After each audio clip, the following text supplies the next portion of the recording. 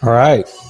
Another impromptu live. I'm always impressed that anybody even shows up for these. It just decide that, suddenly I feel like going live. Why not? Let's go for it. Sure.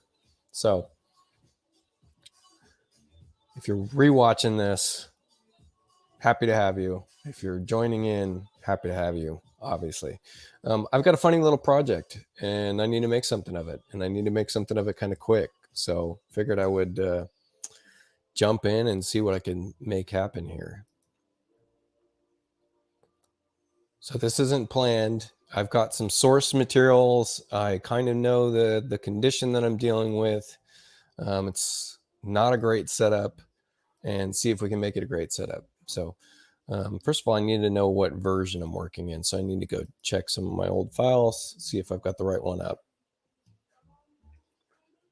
And this looks like it might be one of the ones I need.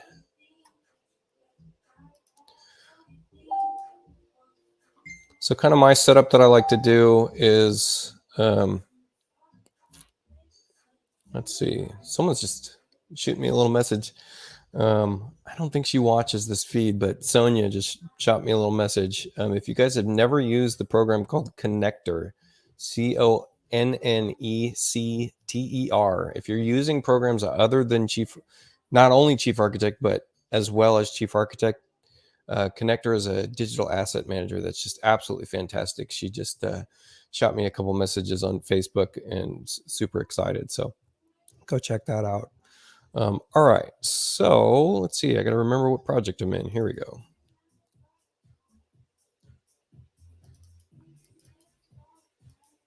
So I'm going to make a copy of my project, and let me just get this nice and up and large on the screen. I'm also going to bring up my pointer focus options so I can magnify some things if we need to, so you guys can see what I'm clicking on. So I've got this folder. There's my naming convention. I know I mention it in most of my videos now, but I like to keep mentioning it. So I copy that, I'm going to paste, and then I'm going to rename. And the name is going to be changed to today's date, which is 0706. And then, yes, we're still on DRVC, so Design Review C, but this is going to be version 2 because we're adding a closet. So there we go. And now I can double click this, open up my new file.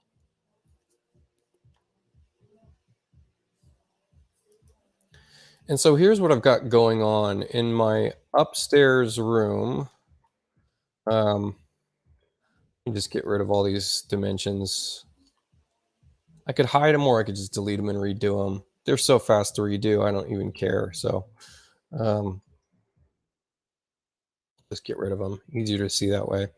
So I've got this closet and it's shared with a master bedroom on one side. Maybe it's easier just to do an overview camera here. If you guys are watching on YouTube or Facebook, please feel free to comment because I love interacting with comments. We're going to get into some kind of advanced stuff with cabinetry on this one. And symbol creation and fixture creation because I need to make kind of a goofy closet. So got a master bedroom here, and then an attached study, and then a spare bedroom. And this wall exists in the spare bedroom. This is a new wall that I'm proposing so that we're creating a closet here so that I'm stealing an existing closet for a hall laundry. That was the purpose of this whole thing. So this door was on this side, and that was this bedroom's closet. So I'm stealing that to create a laundry here, which means I needed to bump out a wall into this existing study. And now a big request from the client is that we have some built-ins. So I need to come up with some clever way of building in some built-ins here. So we'll just start with placing, some openings in the wall so I can just get a feel for things, right? So I've got some quick tools here that remove the jam encasing. And so there's my opening in the wall. We're going to make an assumption that we can get rid of this chase or modify this chase for whatever purposes we need. We might be able to just kind of incorporate our built-in with this. The built-in only needs to be 12 inches. And then on the back side, we only need to have a small volume closet for a small bedroom. So I'm going to do away with these doors and probably go to just a single, probably just a single hinge door. And I might make it like a glass frame door. I might have a quick tool for that actually. Let me see in my catalog here. Nope, doesn't work. Okay, so we're going to change the type. The door type is hinge. We're going to change the style to a glass panel door. And that's just so I can recode it as a mirror. That's it. Simple enough. So that's going to be a mirrored door on the one side. Probably do a few other things. I want to open this in 3D, and then I need to figure out what kind of shelving system is going to be on that side. Also need to figure out, I need enough room for, I don't know, call it a 48-inch desk. So maybe we'll just draw out something real quick, right? Like that's going to be our desk. Obviously you can change this on the fly by kind of snapping it to itself and then subtracting 48 inches using tab input. So there we go. Now I got a 48-inch desk. Same thing if I wanted to say that this was 30 inches deep, I'm going to drag it till it snaps to itself, right? Which it does right there. And then hit tab or enter. Space over. So long as polar is checked, I can just subtract 30 inches. Now I know I have a 48-inch by 30-inch desk. And maybe we want it 30 inches tall. Same thing. I can snap it down, enter, minus 30. There we go. So now I have a block that's my desk, and I can center it on the room and get an idea of what I could do with built-ins. And I feel like this desk is going to actually come off the wall a little bit, and that she's actually going to be sitting behind it is her existing setup. That same trick is how I like to model walls in 3D. So let's just pull up a new plan, Sean, so that you can see this. Oops. What am I doing? I'm hitting all the wrong buttons. There we go. New plan. If you ever want to, oops, I pulled the wrong camera. If you ever want to be on site and doing an as-built measurement, and you know how you got to bring up dialog windows to be able to resize your windows on the fly. Well, I like doing this in 3D. It makes it a lot easier. I don't have to use, open dialog boxes, which slow me down. So here we go. I'm going to draw a new wall. I just snap it to the existing wall. And then, and this is in one of my tutorials, by the way, my CA Shorts videos on YouTube. But I can bump this all the way. And you got to make sure bumps are turned on. I think mine are actually turned off. So I can bump this. There we go. Now, when I drag the cursor back past a little bit, it's not, crossing that path. It's bumping to that wall. Hit enter and arrow over and then negative 12 feet. And now I know I have 12 feet in between these rooms, right? So you can go about this drawing as-builts this way. And the main benefit being that you can resize your windows on the fly. So if I've got a 4030 window, then I can just tab this up 12 inches, and now I've got that 4030 window. So really easy to measure this way. Anyways, getting a little sidetracked. That's why I like the comments. You guys get to learn a little bit when someone brings something up that might be of interest. Only other thing I think we need here is a desk chair. I think I actually have a full desk assembly, probably in my own user catalog. I feel like if I don't, I should, right? There we go. There's a desk assembly. So we can drop this arc block. Arc blocks are a little bit challenging sometimes. They don't place the way that you want them to. But yeah, there's basic desk assembly. Center it up on the room. And then kind of size our built-ins based on that. And so I think I want to have maybe a 24-inch built-in. So, and I want to have this probably butt to the wall, and we're going to do something with the stiles that will butt to this wall. So the interior dimension of this will be a little bit off. That's fine. I can see I moved this not quite perfectly in plane, so got to make that a 0-inch. And then I can copy, reflect about center. Now we have it on both sides. And then we can start placing our full height cabinet. Now, full height cabinet, I'll probably just bump to this wall. I like designing in 3D. That's why I'm kind of showing you guys this. And so this architectural block actually is in the way at the moment. So I'll move this over some known dimension like 12 feet. So just kind of showing you how you can design in 3D if you want to. Now, when I go to place this, I'm not fighting those set of symbols. I could have turned bumps off, but this is another way of doing it. Next thing is that, my drawing, I know that this is my Y plane, this is my X plane. And so this direction up towards the top of the screen is going to be my positive Y. Down is my negative Y. So I just placed a 24-inch cabinet.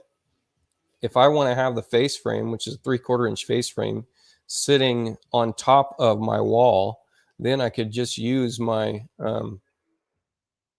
transform replicate object, click on move, and move this 23 1/4. Except for I did that wrong because it's a 30-inch cabinet. So move that 6 inches. There we go. Oh, I still did something wrong. My math is wrong somehow. Oh, this is a 27-inch cabinet. That's the problem. Let's just delete it and try that again. Replace this. Let me resize it first. And actually, it's going to be a 12-inch cabinet when it's all said and done. So we're going to subtract, what is this? 15. Yeah, there we go. Now I can use my transform replicate and move this 11 1/4. 11 1/4? 11 1/4. That should be, there we go. That's what I wanted.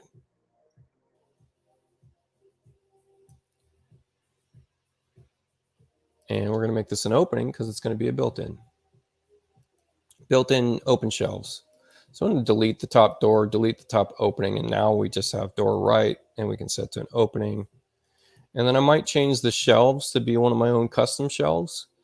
Probably will. So we'll go to a manual for that selection. And then in the library, in my user catalog, I think I have, let's see, how do I name this? 1.5, yeah. Based shelf or laminated shelf, something like that. So that'll change all those shelves out. A little nicer look. Obviously, you want to get rid of moldings. So kind of the start here. Looks like we're missing a material. And then what do we want? Do we want that high of a cabinet? Yeah, it looks like we've got the room. So we could probably move these openings 12 inches. Do keep in mind, I really do like to, well, and we want to stick with a standard size cabinet, modular cabinet. So this opening might be a little bit custom. I really like to build tools as I'm going too. So if I see a need for a tool, it's nice to pause, take time, actually figure out what to do with that. So here's the start of a built-in. Not a great start, I would say. I'm going to show you guys a little trick. This is a funny one. I've got some source material. I'll pull that front and center real quick. This is from Gmail. I've got this as a source material from the client, something that she liked, a couple other images. There's one that she liked. So a couple different styles here of things that she liked and would like to see. Might be that we panel that back wall to kind of bring everything in. So it's nice sometimes to take this source material and have it available to you within Chief, right? Within your view without having to have it on a second screen. So what I'm going to do is I'll take this, I'll save it if I can. It's not letting me. Let's do just a download here. Or actually, this one's good. We'll download this one. Download it to a known location or to your project directory is helpful as well. Let's see. Or you can bring it into your material assets, whatever you prefer. But I'm going to drop this in the project directory. Image reference. And then what I want to do here is in my library catalog, and I know this takes a little bit of time, but sometimes it's worth it. I just want to show you it because it could be very useful to you. Is I'm going to do a new image. And that image, I'm going to look for that valid path. I'm going to locate where I just saved that image.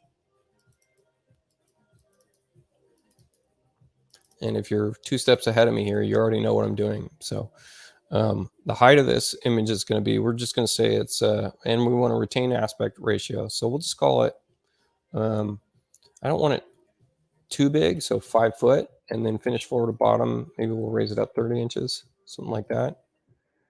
And then check it out. We can drop this in, and there's our reference image, and we can use it on the fly, right? Use it just as a reference, place it wherever you need to, out of scene if I want to. But sometimes it's nice to just have these reference images. You could say that, let's see, and we can use that transform dialog on it too. So I can raise this up 6 feet. Oops. Relative to itself, that should have raised it up, but it didn't, did it? There we go. Yeah, up here. There we go. So now I have a reference image in the shot, right? Kind of funny, kind of clever. You can obviously resize it. You can make it huge if you wanted to. Maybe we'll do that. Yeah. Kind of funny, but helpful. All right. So got my built-ins. Looks like they've got a lower cabinet here. We can do that. Just it's going to be a narrow cabinet or drawers. It's going to be cheaper to do doors, so I'll probably stick with that. This client's on a budget, so split horizontally. This lower section will do doors. Here we go, and then drop this down to something like 23 inches. Maybe we'll do 30. 30's, yeah, 30's fine. Now, I don't really want the toe kick, so we're probably going to do a flush toe. I like the look of it, so, and I have a tool in my kitchen, Quick Tools, to flush out a toe. That's a flush filler toe, but this is a regular flush toe, so you should be able to click on this and have that flush out. Yep, exactly. Works just as intended. And then this client likes color, and it looks like they like that navy. Maybe we'll just give her that navy real quick. So I like to just use a color coding tool, be able to paint this out, paint the whole symbol, and then we can edit that material to look a little bit more realistic. I'm going to put probably a wood texture in here, and I'll name it. We can name it built-ins.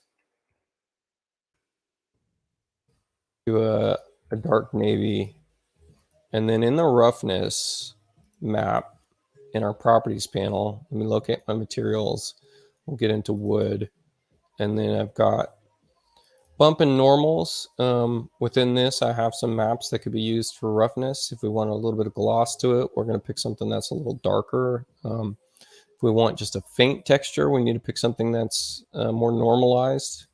So something like that. And then if we zoom in real tight, we can kind of see, I don't know how well you guys can see as the viewer, but you should be able to see just a little bit of change in the roughness on the material. And then I think I want to go a little darker on this.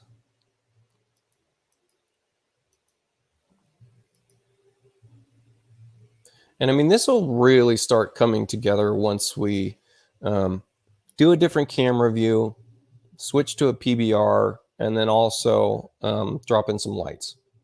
And I think that the client wants kind of a decorative drop light. So we might make one of those in the feed just for the sake of content for you guys, really. I'm going to open this up again. The spacing on the shelves is too great. So I know it's really hard to see once you've got a dark cabinet. So sometimes it's helpful to just pull the color out of the scene. So I'm going to say we're going to do 4 shelves, equal spacing. A little bit better. 9 inches isn't quite enough for me. Let's go 3 shelves. There we go.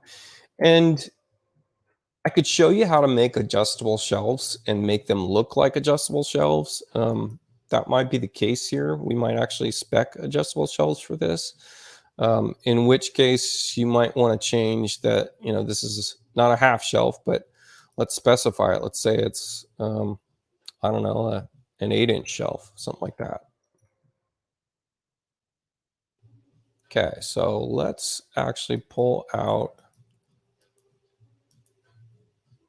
let's do a different view. Maybe we'll just do a, there we go. That's helpful. You guys can kind of see what's going on.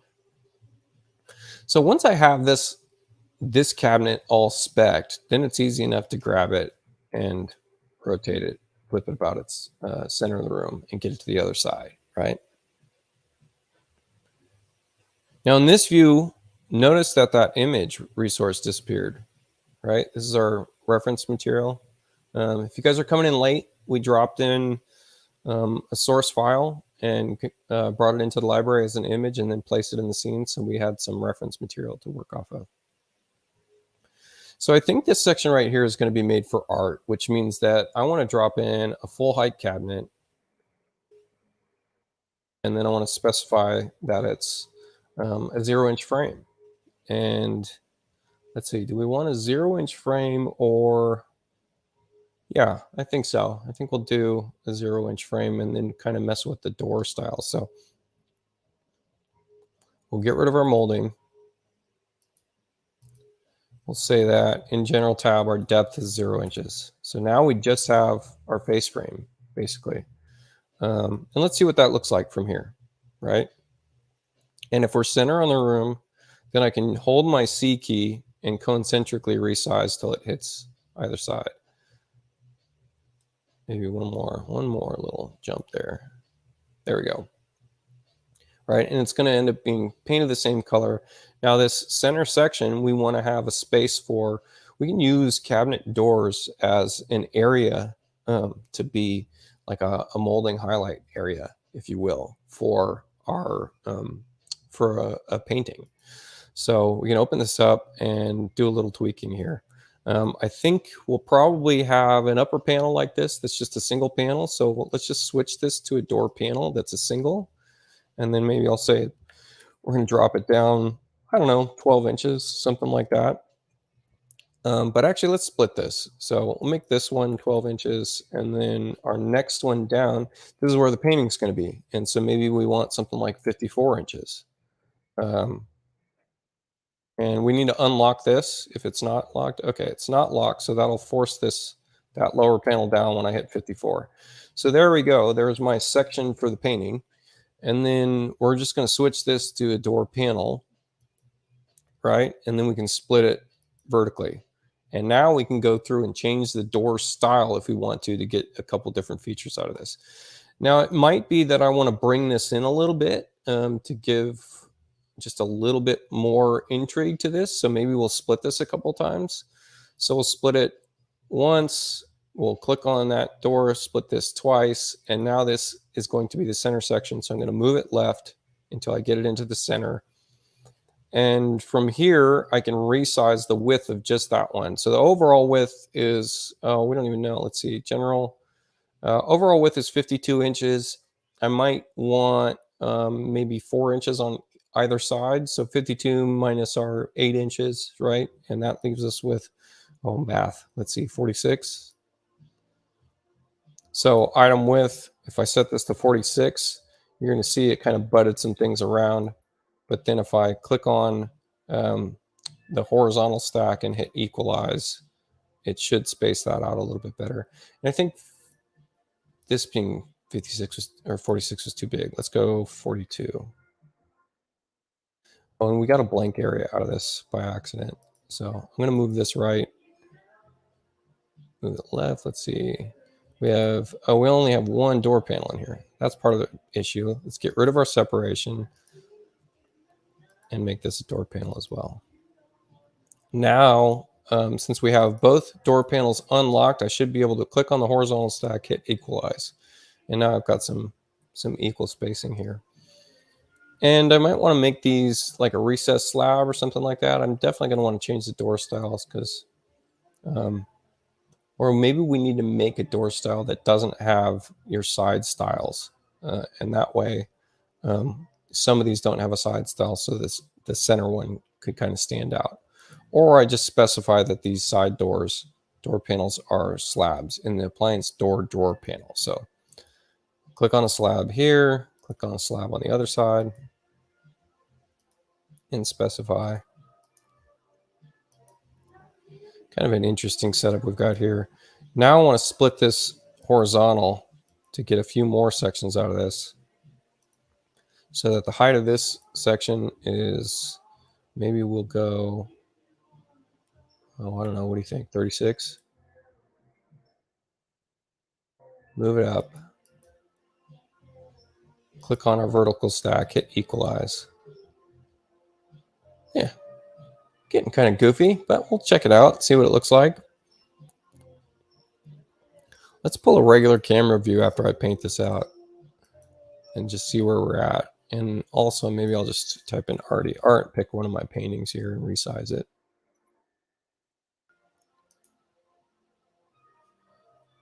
This is kind of a nondescript one.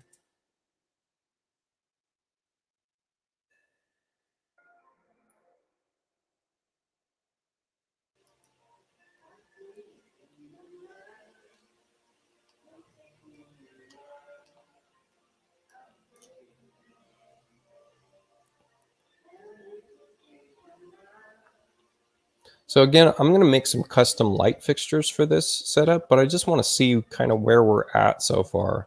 So let's drop a couple lights in here as just place marker lights, and copy this one, reflected about the room, and then copy it and center in the room. Here we go. And then maybe we'll grab all three of these and copy and center about the room this way, because it's helpful to get enough lights in a room for the PBR to really take hold. All right, so here's our PBR. We're going to have a few little encoder issues with that, but not too bad. Yeah, I mean, we got to rework this intersection, but overall, this is looking pretty close to what I imagined. So there's some funny things going on at the top of this. We've got some kind of blank area here that we can get rid of, and then probably get rid of this guy,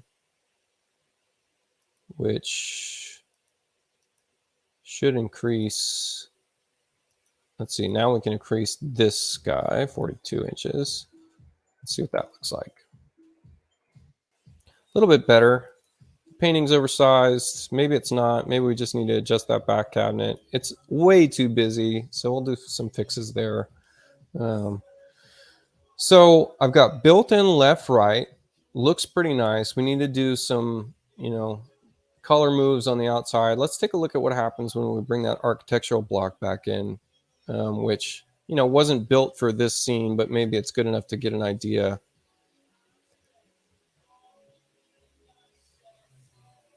And then we can hide cameras facing exterior wall. Excuse me, walls facing exterior camera. Is that what it was? This option right here. Let's see, in our 3D camera view options, hide camera facing exterior wall. There we go. Get kind of a view into the room. Obviously that desk just isn't going to work with that doorway being right here, but I don't know. We'll get there. This is workable to me.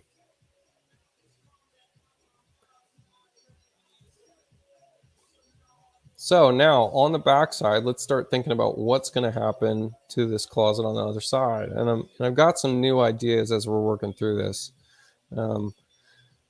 Something I've noticed is my machine tends to keep running unless I have cap live samples turned on the PBR side. So I want to switch that back to a standard view. Now let me get to my interior walls, and they should be defaulted to new wall types, which are these pink walls. There you go. And what can we do? Well, we can do some goofy things on this side with some new walls here where we've got maybe a little built-in. I also think that I only need a little short section of wall, just long enough to use one of my closet rod assemblies. So I'm going to type in RD closet, see what we've got here. I think these are still free on my website if you catch these. Otherwise, they're $10 in my shop for all these closet symbols that are really cool, work really well. So I feel like I need a wall on either side to capture this, or we can just do a free floating. Maybe doesn't look as polished. Maybe it does. Let's check it out. We also might be able to do a deeper, lower shelf on this, which would be a trick to figure out. So let me just do a free floating closet. I'm gonna add a hanger in here, or a bracket, I should say. Let me turn bumps off so I can slide this right past, snap it to the side of this cabinet, snap it on the side of this cabinet. Let's actually put some clothes in here just to get an idea of what the whole scene looks like. I've got an architectural block that's just clothing.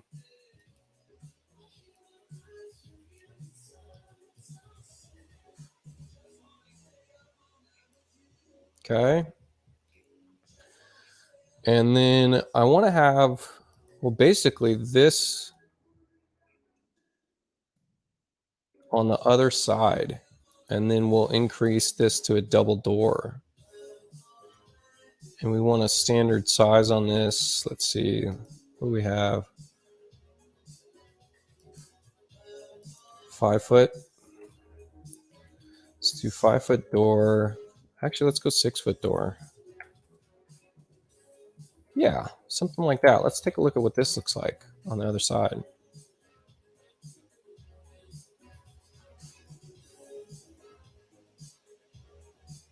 We're going to carry this white through.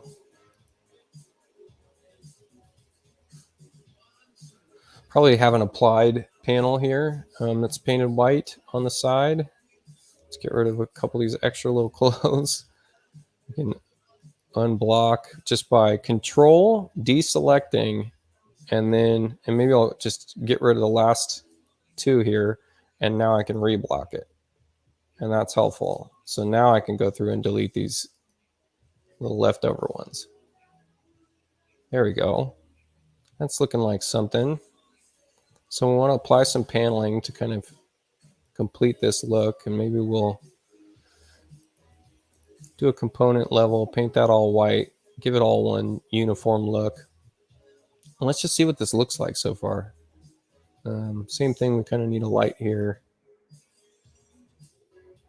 Maybe we want a light inside, tucked up against the wall. Maybe we want a sconce.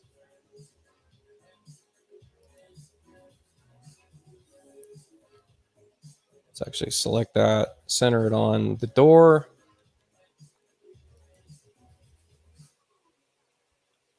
And then pull a PBR. Let's see what we're looking like. PBR helps me visualize. When it looks better, it helps me. Yeah, so this isn't too bad. A couple things to kind of pay attention to is that, let me see if I want to apply a mirror to my doors, because I definitely think that's going to happen. But I think on the back side that we're not going to have a mirror. So let's see if we can actually do that. Can we separate from both sides? Let's try it out.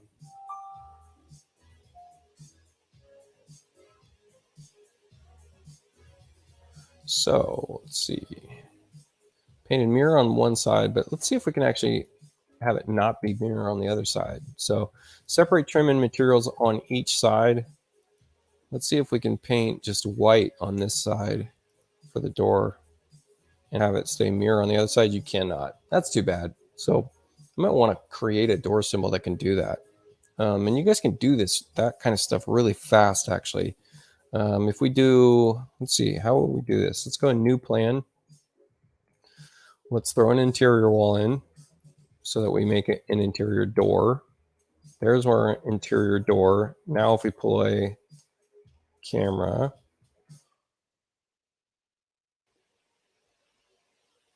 I have a tool that takes away jam encasing, so should be able to do that. Oh, no, it doesn't work on this one. So I want to take away our jam so that we're just left with the door, and we're also going to take away the hardware. All right, so no hardware. Hidden, use default, hidden, sure. Handles, none. Handles, none. And I mean, I didn't need to open another plan, but that's just kind of my workflow thing I like to do. Let's get into our rectangular door styles. Let's get a solid panel door, maybe a raised panel door. I There we go, just like that. And then what do I want to do from here? I want to be able to paint this separate from each side. So how can we do that? I don't exactly know what I was thinking with this. How can we separate this so that we're painting for each side? Well, for one, we can use our layer hider. Let's try this. Layer hider, we're going to hide a couple things, materials, subfloor, foundation. Let's hide all this stuff. Now we just have the door left over. Roof ridge caps. So we just have the door left over. So if I delete everything but the surface that I need, right, and then add it to the library using our delete surface tool. A little tedious, but not too bad. Or, this is silly, I can stop that just by opening this up again, right? Maybe we'll just apply a solid surface to this and then save it as a door. That's way easier. Probably do this in a elevation view too. So Shift Alt Tab, wall elevation. Let's draw in solid real quick. I'm going to place it kind of arbitrarily for our mirror. I actually have a beveled mirror symbol, so I could have placed that. But I'm just going to do a solid here. And then our depth is only going to be, let's call it a 1/4 inch mirror.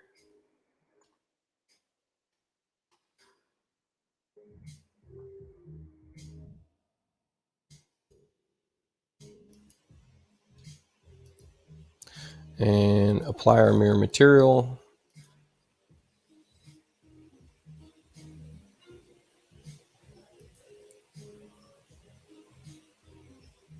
Yeah, wait, create a doorway, panel, or cabinet door on each side. The only problem with the cabinet door is it's just not this. It would take me a minute to get it to be the style that I want. So this is easy enough. I selected these two and create a door. I just went about it a goofy way. I could have gotten to it a little bit quicker, but there we go. We've got a mirrored door now. We might need to reverse it. We'll see. So, and then the only other thing is you need to make sure we're doing the stretch planes, right? So click on uniform stretch planes between 1 and 2. And so then we're going to do, I don't know, -12, maybe less, -8. -8, tab, tab, tab, 8. There we go. That's fine. And then uniform height planes. And this is going to be, let's go to our first one here. It's going to be 12 inches or so. And then maybe 70 inches, something like that would be fine. There we go. So now when we get back into this, I should be able to use that replace from, click on this. Yeah, so the mirror's on the wrong side. So let me open that symbol up in 3D, rotate, rotate. There we go. Mirror's on the outside now. Perfect. Perfect, perfect, perfect. So when we show this closed, mirror doors. There we go. Looking a little ugly in here. So this is going to take some work to get this to be where I want it to be. So I've got our initial closet here. Obviously, this isn't going to work over here. So we're going to have to get a little funny maybe. Maybe this doesn't get that full width. Let's look at our plan overview. So this is kind of dead space. So I think that we won't bring this into the room. In fact, we'll conform this back to existing. And so we're just going to have some interstitial space here that's not really doing anything. And that's okay. Not the end of the world, right? Because I can't think of anything I would want to do with it, really. And if we expand this door, we're getting into maybe bifolds, but then this is really in the way of this door, so I don't really want to do that either. So I think that this cabinet gets to shrink down. And maybe we'll just extend a new wall forward just for some support for this wall. That's simple enough.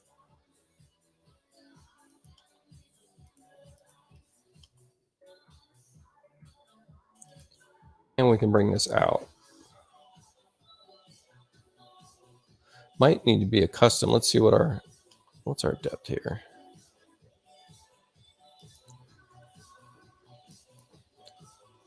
Would be nice if this is a custom 18-inch depth. They might have an 18-inch in a modular, but probably not in this width. 15-inch wide, 18-inch. You come up with a way to make that work with some modular cabinets. Great space for a safe. Great space for a safe. That's, yeah, sure, actually. Right, we can make use of anything. I mean, just the fact that we know that it's there and the client knows that it's there and they have the documentation for it. This is a low budget project. It's actually kind of a funny downstairs.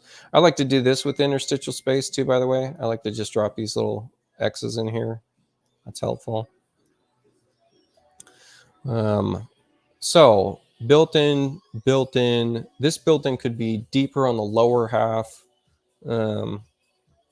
Is that useful? Maybe, maybe not.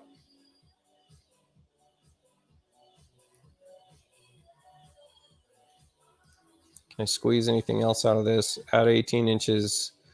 That's starting to fight that door pretty hard. Have to get really tight with tolerances here. Overall, this is pretty decent. I want to change this cabinet so that it's probably just shelves all the way up, honestly. I don't think that door is interesting. And in that case, we want to add a lot more shelves here. And we're going to change that depth to full depth. And then we'll increase our number of shelves to like 7. Maybe the bottom 2 will have a greater distance. Maybe this won't be a cabinet. Maybe we'll be doing this out of, just a cabinet on site with some MDF. Center built in with hanging on both sides. Center built in with hanging on both sides, except for that I don't think we have enough room for a hanging depth. Let's take a look at that real quick. Yeah, I don't have enough room for hanging on both sides because we want the built-ins in the study on the left and right. So I'm just responding to this comment here from Sean Kittle from Facebook.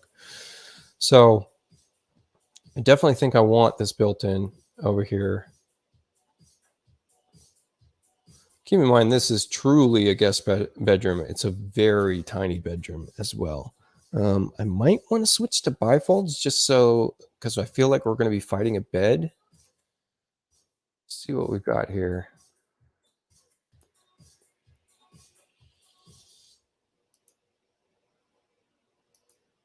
Yeah, definitely fighting a bed. Unless it's tucked in the corner. It has to be tucked in the corner.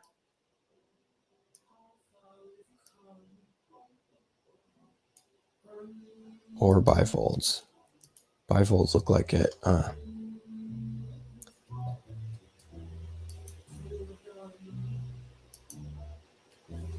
Yeah. Yep. Bifolds.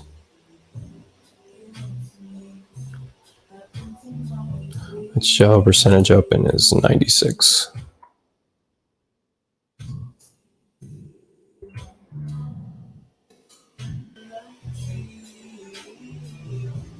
Getting tight in here. Getting tight in here.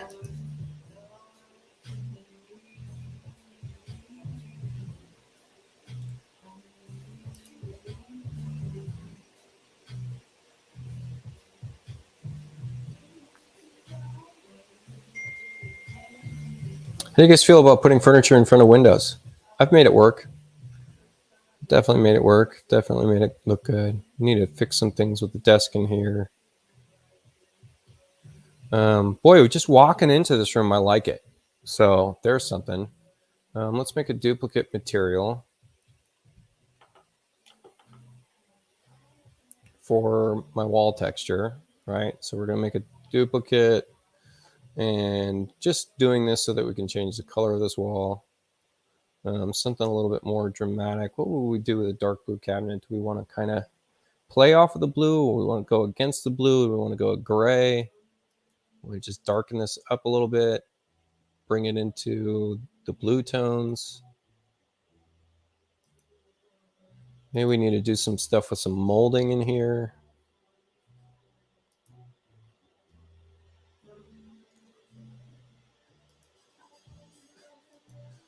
This is Chief Architect, my friend.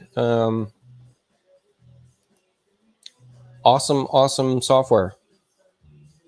A lot of automation built into it. We can do auto dimensioning tools, 3D views, 3D overviews, auto build roofs, auto build foundations. If you've never checked it out, please go check it out. It's a fantastic tool for construction documents design and rendering. So works really well. And thanks for coming in here.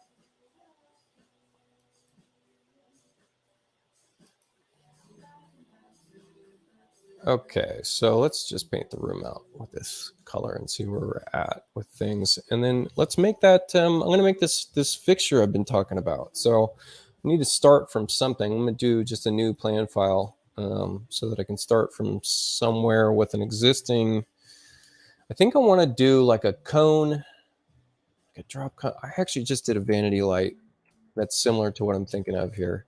And maybe we'll take parts from the vanity light. Here we go, this modern vanity light, but I want to create like kind of a drop light. So I want to steal the cones from this. So I'm going to delete all the walls now that we've got that placed. Oh,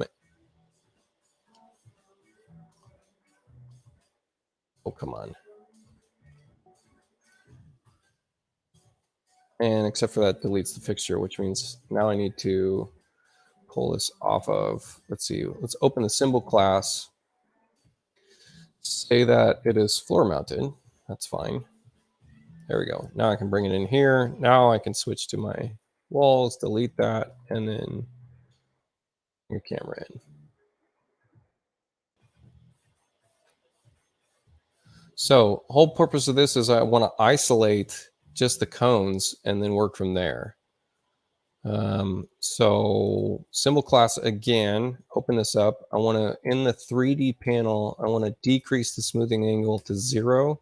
Or actually, I'm sorry. I want to increase the smoothing angle to like 300.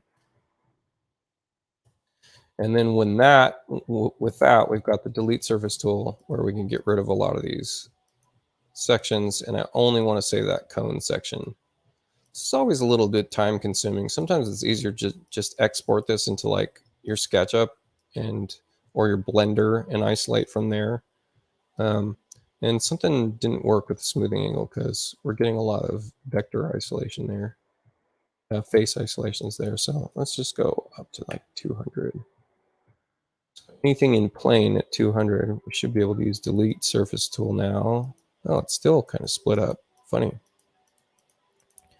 Yeah, so if this gets too complicated where it's taking too long with the delete surface tool, I'll just export this into your free Blender or SketchUp and then be able to quickly highlight and delete everything but what I want, which is I just want these cones, right? So maybe we'll do it real quick.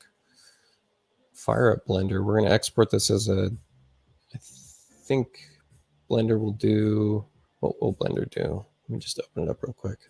If you guys never used Blender before, it's invaluable for this if you need to do some kind of on-the-fly symbol creation, right?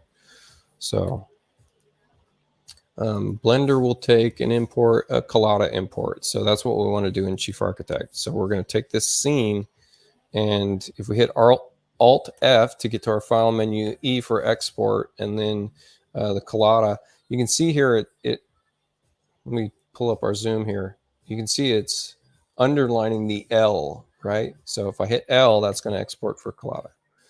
And then I'll send this to something like a folder called send and delete, which is a folder that I constantly delete all the time because I don't really care about this export. And then this is going to be our vanity light. And then over in Blender, very easily, we can import this Collada file. We just need to locate that, which I have this saved in my recent files, Vanity Light. There we go. You know, the geometry is a little off on center, right? I'm actually not that versed in this program, so I'm good enough to get a few things done, but basically I want this center here so that I can kind of get the origin where I want it to be. But there's a few things I want to delete in here. And we can come through and just completely remove this over here. We're over on the right-hand upper panel, hierarchy panel. Oops. Blender shares the F12 hotkey. Didn't mean to do that then. So we can delete this light. We can delete anything that doesn't show us a highlight in the Blender workspace, right? Sun, daytime ambient, camera. So what we're left over with is just these cones, right? And from here, I can get into like an edit mode where I'm editing and selecting in this way. Let's see. Highlight selection. There's a, if we switch to a wireframe mode in Blender, I know we're working in Chief most of the time, but it's nice to show this kind of stuff. So in a wireframe mode, I think I get to select everything and delete it as I need to. So there's our first set of deletions, right? Then we need to get this other geo, and we're just still in edit mode.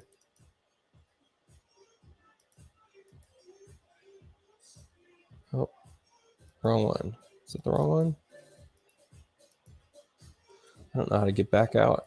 Let's see, object mode. There we go. Edit mode. You guys could teach me how to use Blender. I'm sure some of the people that watch this probably know more about the software than I do. I use it as a crutch, basically. So now back in object mode, that's really all I wanted. It was the inner cone and the outer cone.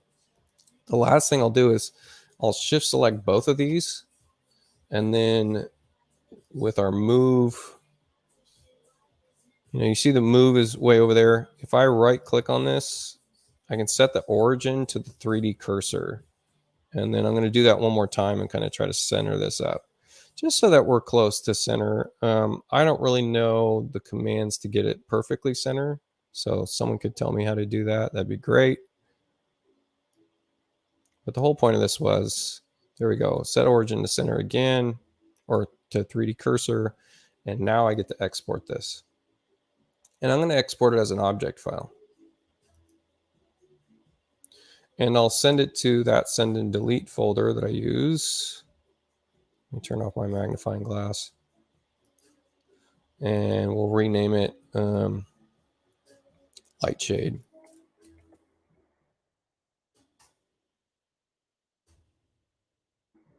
Oh, I did not want a GLTF. I want to export as object, wavefront object. There we go. Send and delete light.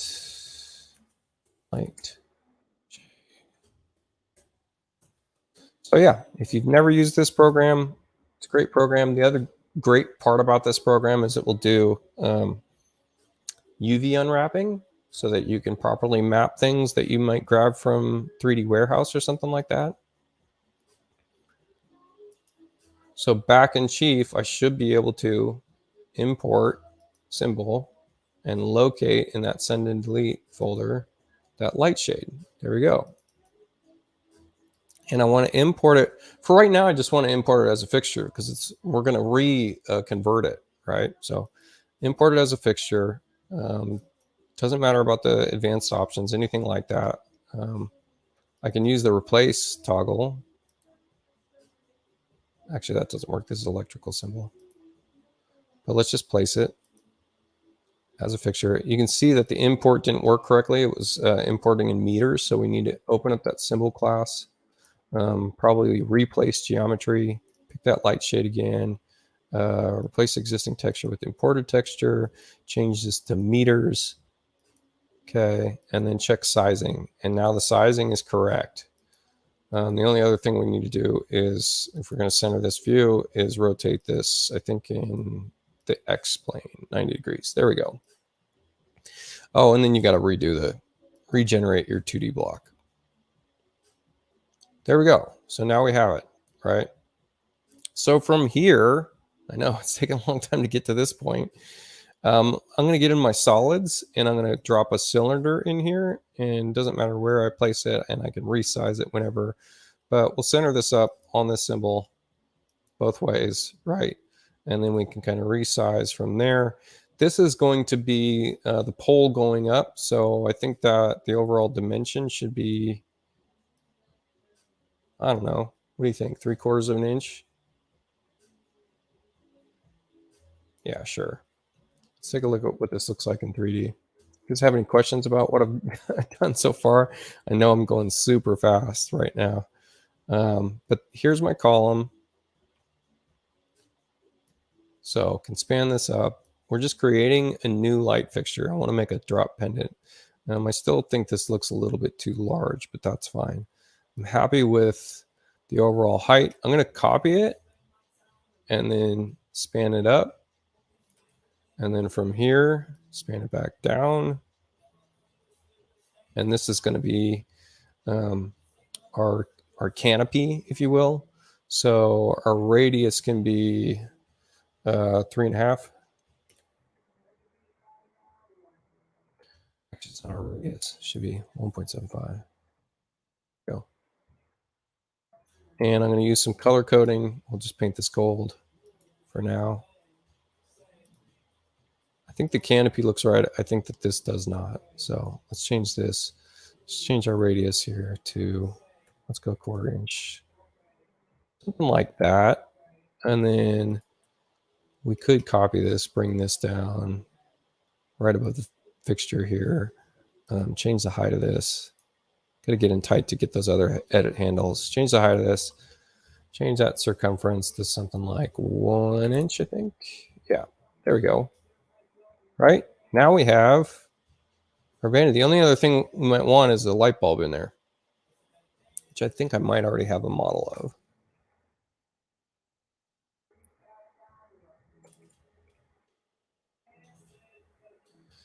Oh, we'll see. We could have used this kind of, sort of. I think this might be too large though.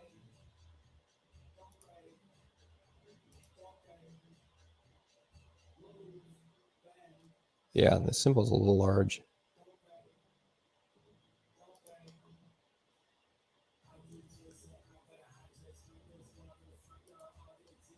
So maybe I'll bring in a light bulb at a later time. For now, purpose of this, let's generate a new light symbol. So convert to electrical. We want advanced options. We're going to rename this Rabs Vanity Light, or Rabs Drop. What is, I don't know, drop pendant, something. We want to, in our options, make sure that this is designated as a light. When we do that and we select ceiling mounted in our 3D, it's going to automatically create this offset. I don't want that offset, right? I want the canopy to be at our 0 origin. So sizing, the only other thing I want to do is I want to do a uniform stretch zones between, and this is going to be -2 and maybe -8. And that means that we can change the size of the drop to -10, something like that. All right, now we can bring this back, finally. Bring this back into the scene. And so what I want to do here is replace these 2 can lights.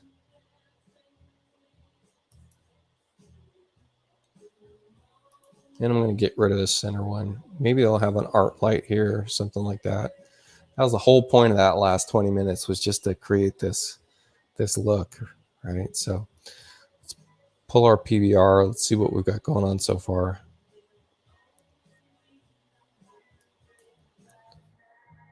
I'm going to get a better wood texture for this desk. Do a poplar. What else do we have? Probably have a good oak in here.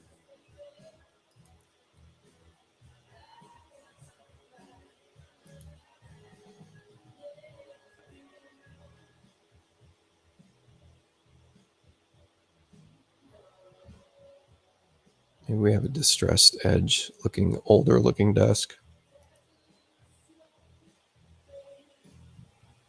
Yeah, something like that. What are you guys thinking so far? Any thoughts on this?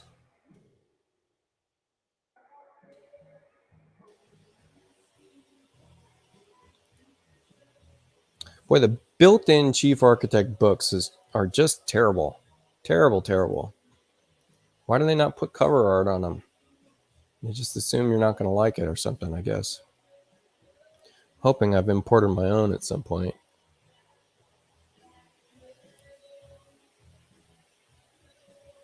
Yeah, I think I have a few of my own.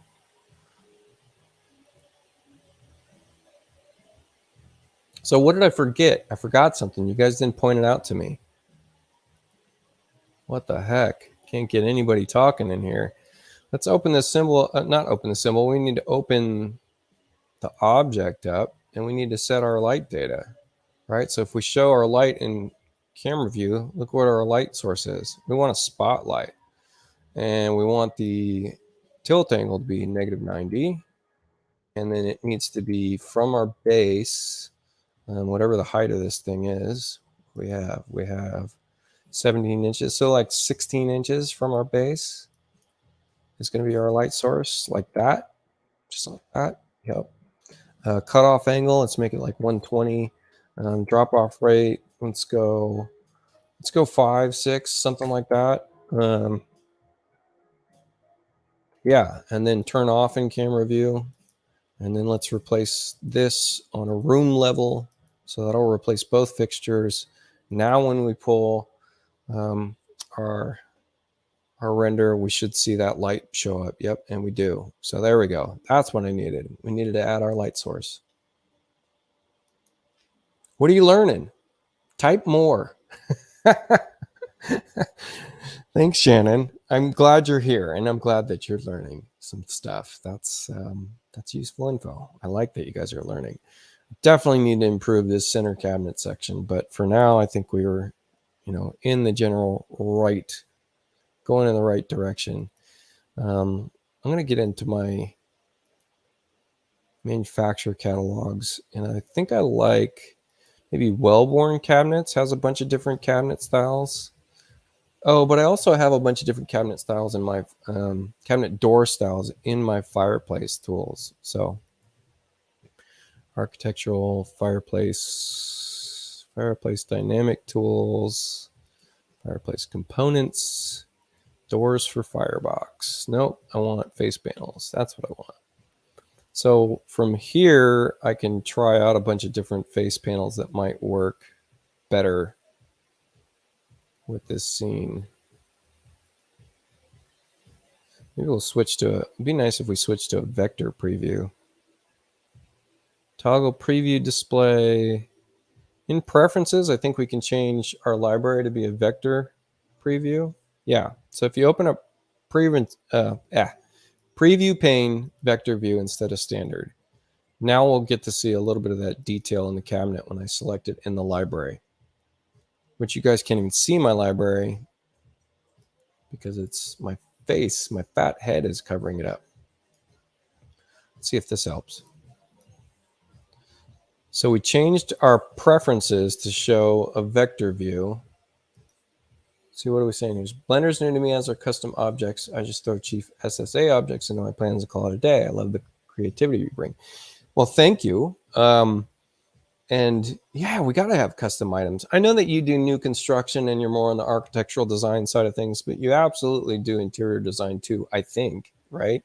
And so that's part of it, is being able to manage these custom items. And then, Buddy, do you keep your full camera field of view setting at 55? Up until I render, and then I switch to a 35.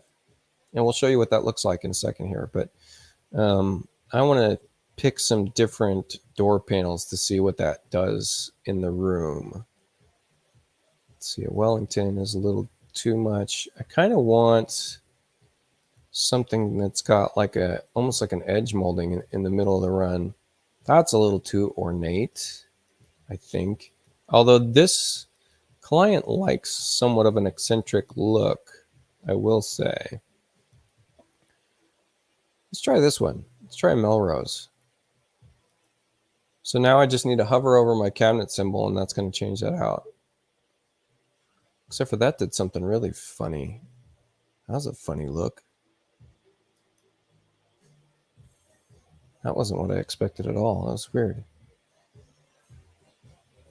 What do you think just happened there? That was a glitch. It put that door in backwards.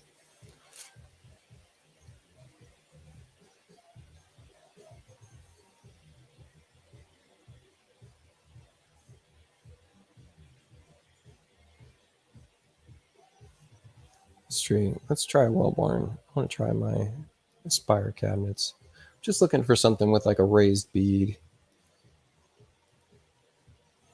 And let me turn on vector view so we're not just ramping up my encoder. I'm probably getting lag in the feed. Let's see, what do we have here? What's the Melrose door? Kind of like the Melrose door. Let's see what that does.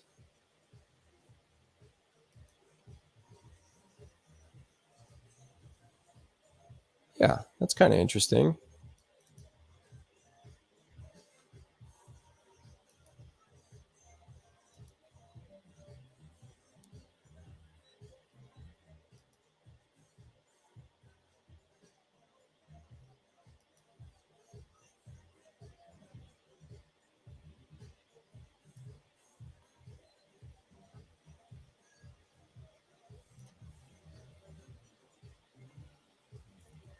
Let that catch up, but I think that looks a lot better. Okay, so check this out, buddy. I'm responding to your comment again. So let's edit our active view. And then I like to just pin on a 35. And I mean, it doesn't always work. Sometimes you got to tweak a couple settings to make that 35 work because this is a small room, right? And I want to add a little bit of fun into the room next to it, just so we've got a good overall rendering. But here's our 35. So now I'm going to move the camera back. I constantly switch to standard view versus rendered view because otherwise we've got issues. But if I want to get a shot like this, right, and that's a pretty good composition for the most part, maybe we'll get a little bit of the ceiling in there, something like that. Then, I mean, you can either hide walls facing camera, or you can come in and edit that active view again and change your clip surfaces within something like 30 inches should do it. Maybe 40, 50 inches, 45 inches.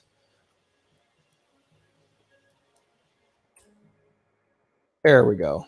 And now switch it back to our PBR. Yeah, that's a good look. Why not? I'm starting to like this room. I actually didn't think we were going to get to a point where I liked it for a while. So that's a good sign, I guess. I got to fix a few things in this, though. That's for sure. We're going to probably change to a full overlay so that we've got no gaps here. It's funny that you can really only see this in a PBR unless we switch to standard with line overlay. And even that's difficult to see, especially when we've got that dark color on those cabinets.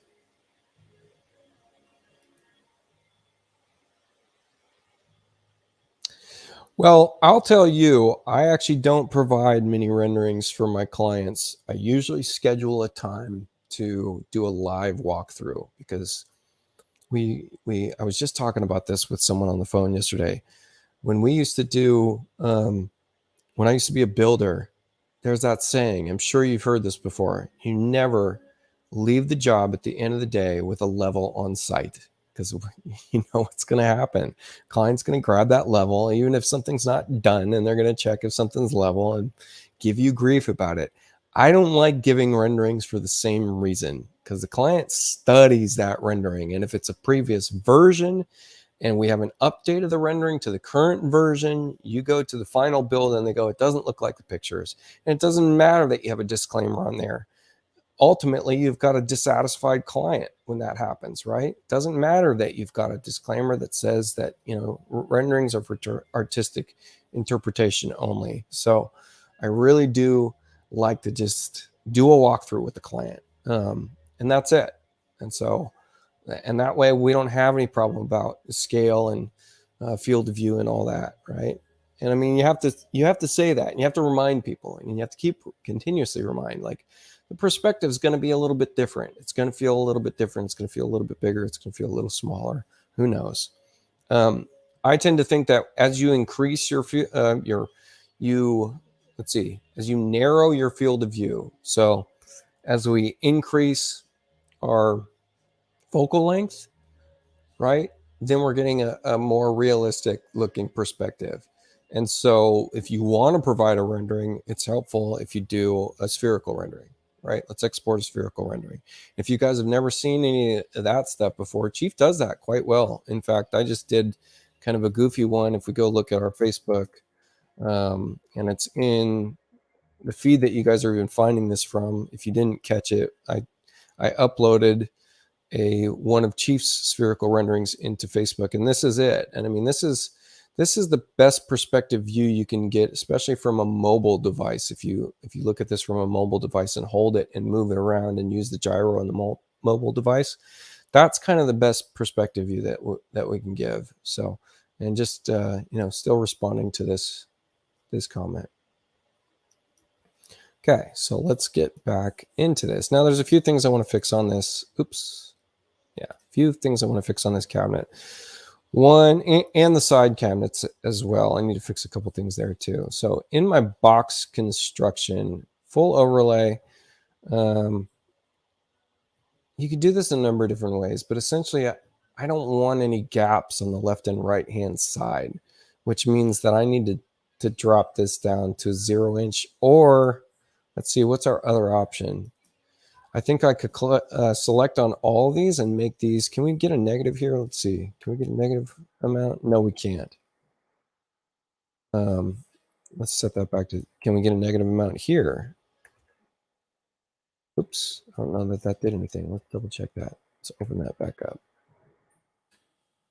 Yes, you can get a negative amount on your left reveal. So I'd have to go through and select all of these items that are abutting to the neighborhood cabinet, right? Oh no, it's the same for all of them. Negative 16, negative 16th. That means that if we get in here tight, how do we get to get in here tight? That's probably messing with all my reveals. Yeah. So if we switch that to default, does that change anything? Maybe not. Maybe that is what I wanted. So let's try that. Negative 16th. 16th. Oops. Negative.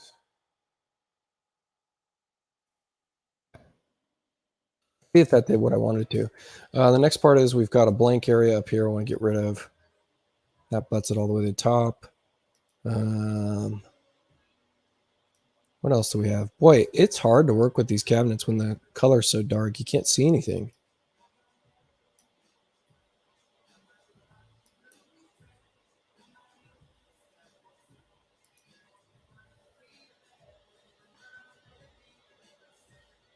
Yeah, no, exactly. Isn't that problematic? Yeah, stop doing that. Stop checking my renderings, dang it. Okay, this is a little bit better. I got this weird gap here that we got to get rid of.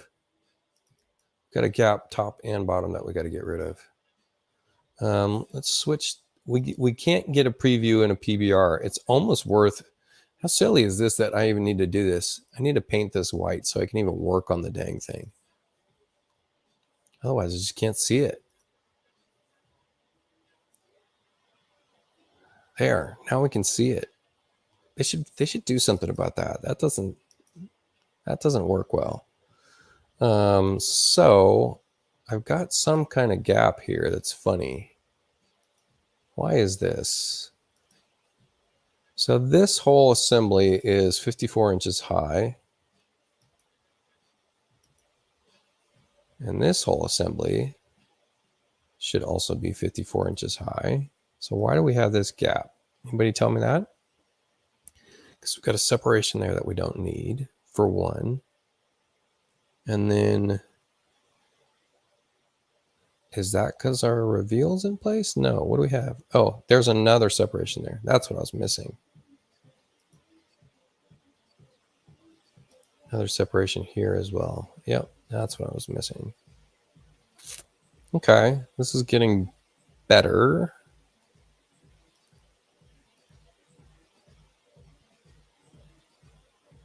And is that interesting what we did?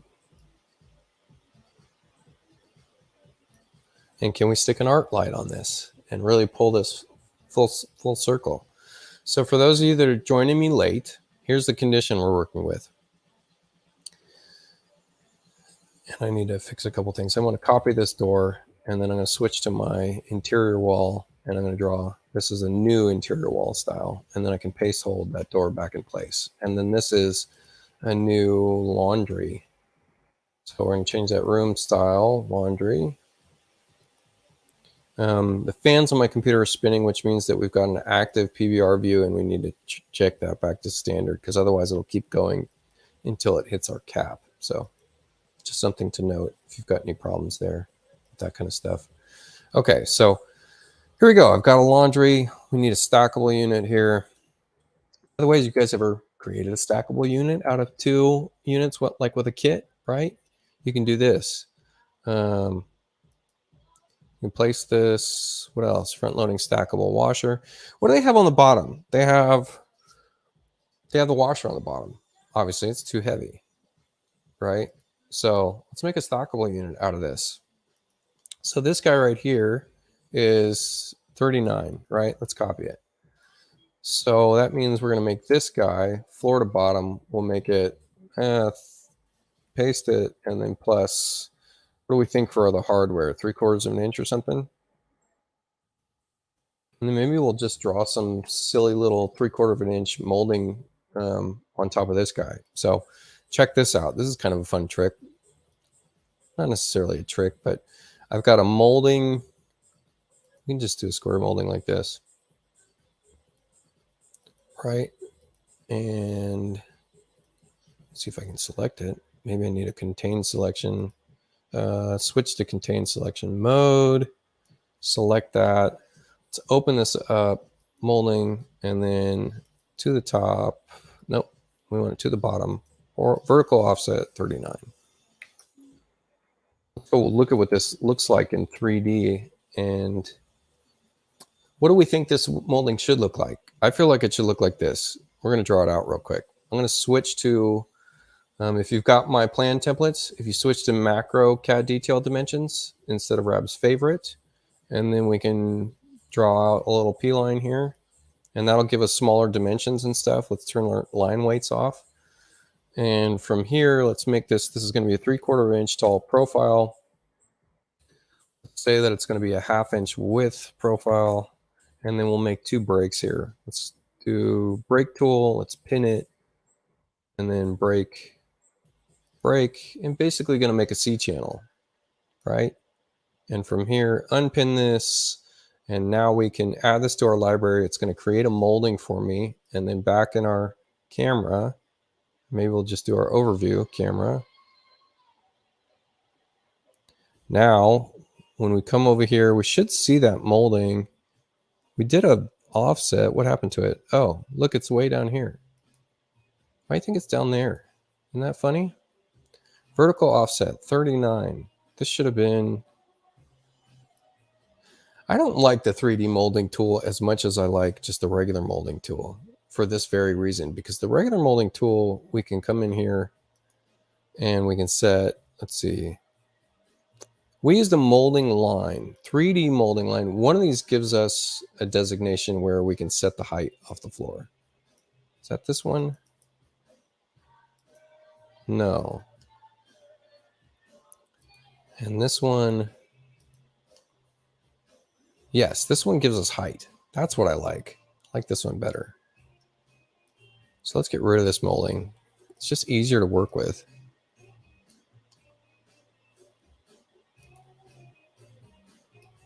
So continuous draw mode by right clicking. There we go. Now I have a molding that I can actually specify the height at, which is 39 inches, right?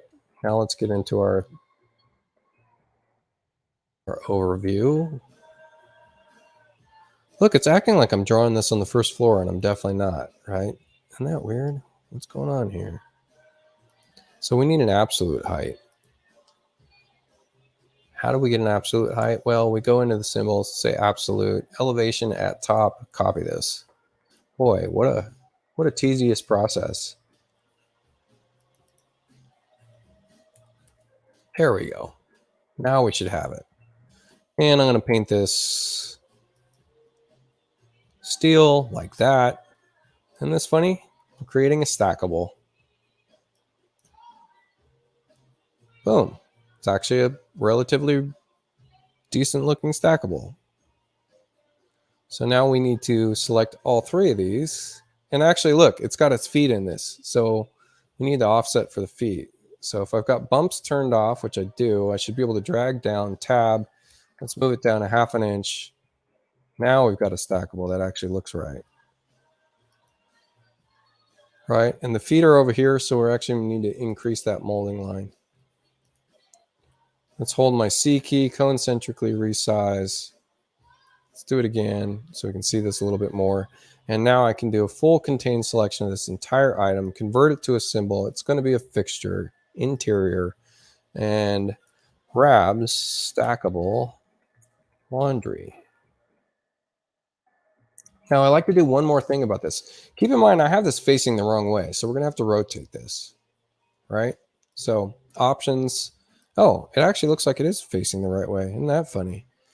So here's the next thing I want to do. I want to increase my depth by 4 inches. And I want to show you the bounding box before I do that. Here's the bounding box. Okay. We just clicked on this here. And if you notice this button right here gives us the bounding box. And what you notice is this red line appears that surrounds that washer dryer. Now in my depth, if I add 4 inches, what's going to happen? Bounding box pushes to the front. See that? Bounding box gave us space in the front. I don't want that, right? So now I need to get into my 3D and offset my Y position by what? 4 inches. We're going to move in the opposite direction. Oh, no. We're going to move this symbol down, so -4 inches. There we go. And so what this does is it created a bounding box now that makes it so that I can, when I place this, oh, and we need to, let's see, we need to regenerate our CAD. Open symbol. Let's see, 2D block, generate block. That should be right.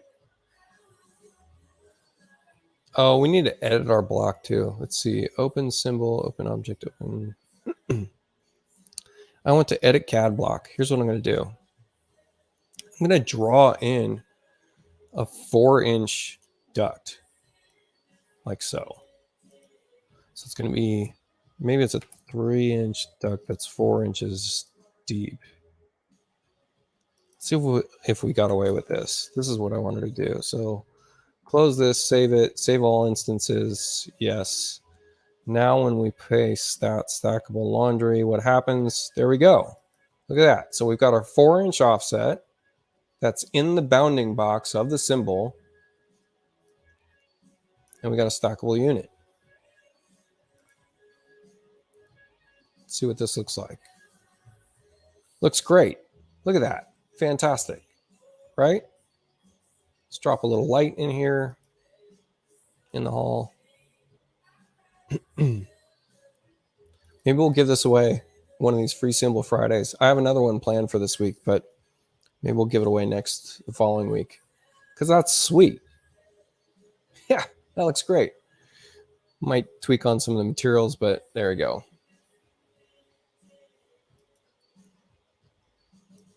The only other last thing I like to do, and I do this for all of my library items, let me hit the magnifier for this, is I'm going to right click, I'm going to get down to search attributes, and I'm going to type in a bunch of stuff here. Grabs, grab. That's actually redundant. Really only need to do rab. Okay. And then RD laundry, RD stackable. So when I type in RD anything, it's going to come up with only my library items. I don't even need to apply a filter this way. So that's nice. RD washer, RD dryer. Okay. That way, when we search over here, RD ST even, or STA stack, there we go. Comes up with my laundry unit. Perfect.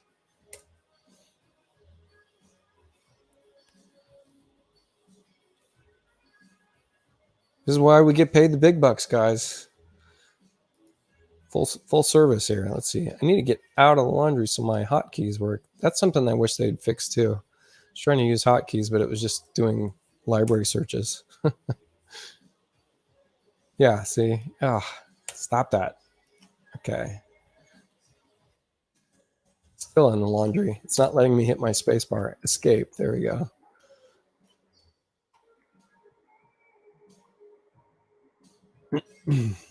Okay.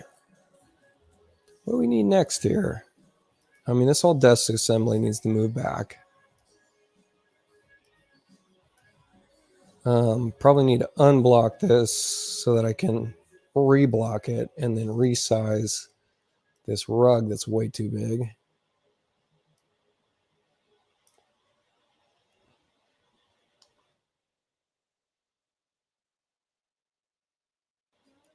And we want to get this color back into place. Oh, we're going to throw some books in here. We're going to throw an art light in here.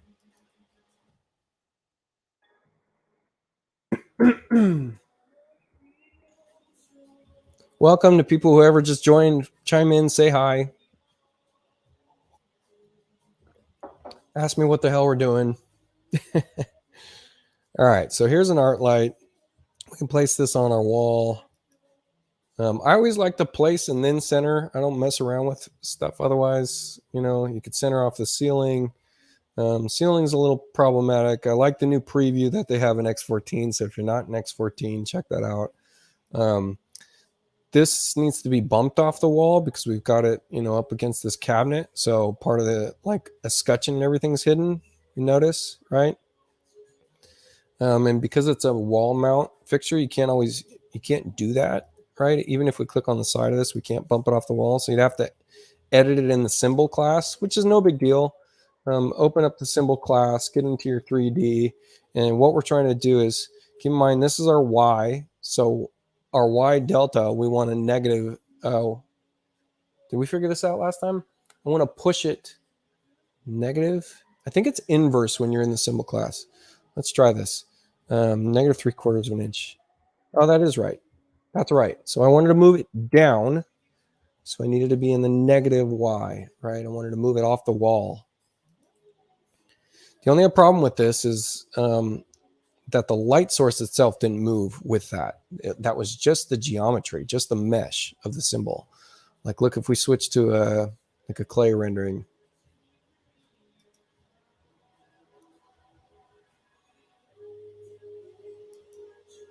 So we didn't actually move that light source. Let's take a look at where that light source is, which means we're just going to open this symbol. And then in our light data panel, this is taking a while. In our light data panel, we can show position and camera view. So if you need to offset something off the wall, just make sure that your offset that you just created in the symbol class didn't somehow negatively affect your light source. And actually, I don't like how this light source is. It's a point light, which doesn't make any sense because that's not actually how this should be illuminating the space. It should be a spotlight. And in which case, we're going to do like a negative 110 or something. Oh, you know what? I did that wrong. We're going to have to change this to negative 75, and then we got to change the direction. 180 then. Should point it back towards the light, right? See what we just did?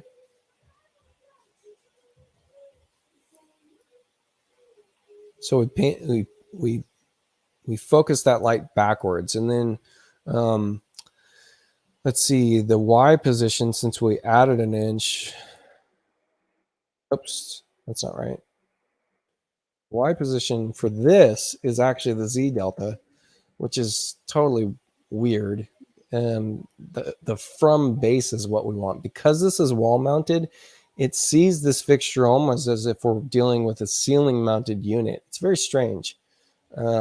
So a little quality control issues there from Chief. But so from base, let's push it back. So 3 inches back. And I'm going to change this degree a little bit more. I'm going to make it like 65. So it's really kind of pointing back at that wall. And then I want to uncheck show position camera view. So this should get a directional kind of a thing. We might need to change the drop off rate. So once this updates, we'll see what it looks like. Sometimes it's helpful to change your light color to a actual color channel like red or blue, and then use the clay rendering model so that we can really see what it's doing. So it finally updated. You can see that the cone of light is too narrow. So we need to widen the cone of light. And also the drop off rate for that cone of light is also not high enough. So we're going to change the cutoff angle to something like, I might actually add a light too. So when I change the cutoff angle to something like 120, we're going to change the drop off rate to something higher, like 20. So that's going to make more of a dispersion, right? We're not going to have a hard light line against your wall. If you're looking at me in the camera in the bottom corner, we've got that hard cone, right? That drop off rate is going to kind of disperse that, almost like a gradient. Okay, so we're not going to have that hard line anymore. And just to kind of see what we're doing, because I'm going to add another light source, I'm going to change this light to red, bright red, and then let's show the position in camera view. These are details, by the way, that I do all the time, but I do them so that I have these symbols forever. That's it. Once I modify this, I'm going to save it back to my library. It's becoming my symbol. So here we go. We're showing it in a 3D view. I want to change its Y position to like -2. Okay, so that we moved it over. Okay, we moved it over to the left. Maybe we'll do it a little bit more. -4. Why not? Now I want to add a light. Okay. Also, this light's very bright at 1200. Maybe we'll drop it down to 850. I want to do all my settings that I'd like to do before I add a light. That way I don't have to edit, both light sources every time. So now let's add a light. We're going to change that Y position to a +4. We're going to change that color to a different color other than red. Maybe a blue, maybe a green. Let's do that right there. We'll leave show position in camera view for now. Let's click OK, and let's let our rendering update so that we can see what we've got going on.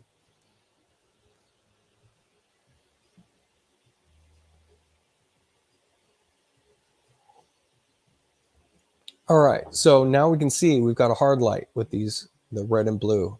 But other than that, it's not really affecting the main scene as well, right? So the drop-off rate is actually maybe a little too harsh, and maybe the angle is a little harsh as well. So this just takes a bit of guess and check. It just does. And it's worth the time if you're going to be using this symbol, for the rest of your career, which I don't know about you guys, but I plan on doing this for another 30 years at least. So good time to get in there and create a robust library of things that actually make sense for your workflow. So instead of negative, we're going to jump it back up to -75. And I'm also going to decrease my drop-off rate to something like 10.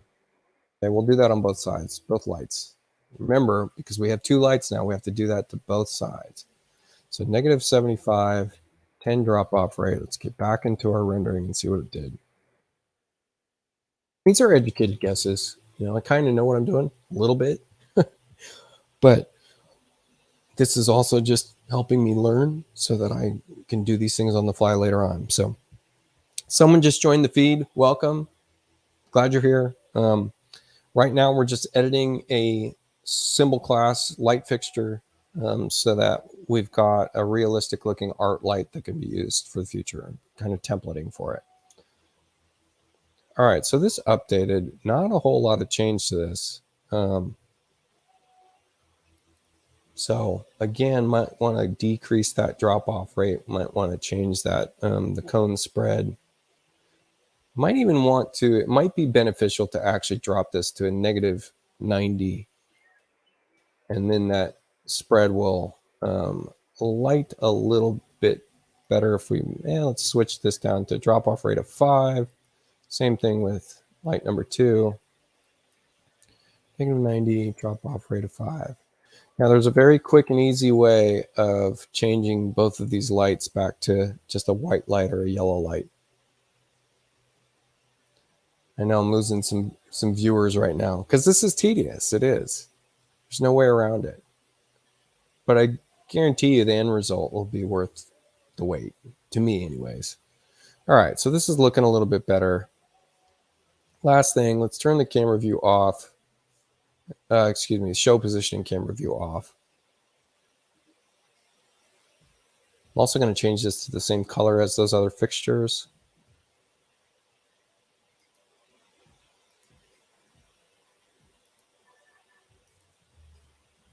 And you can do that just by editing in your, what is this called? The just scene lights?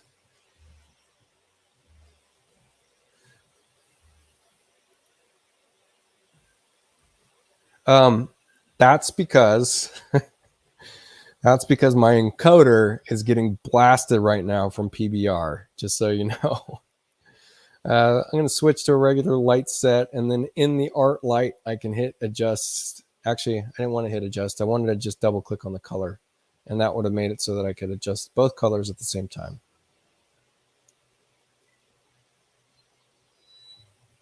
Oops, shame on me. Let's try that.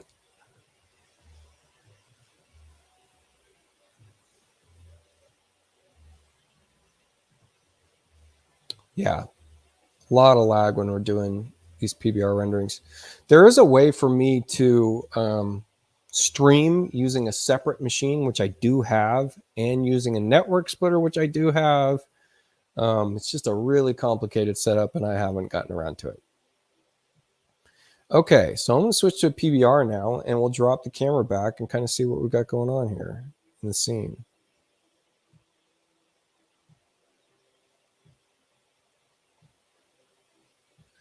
And I think we need to do some things to the overall style of this room. I think the paint needs to change. Maybe we'll put in some wallpaper. That might be interesting. This is a very eccentric client. I can check what wallpaper I have and see how crazy we can get with it.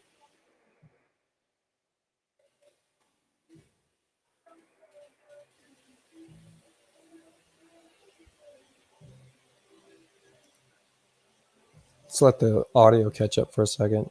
See what we got. I just started building out wallpaper. You guys have good wallpaper resources? Shannon, you still watching this? You got a good wallpaper resource?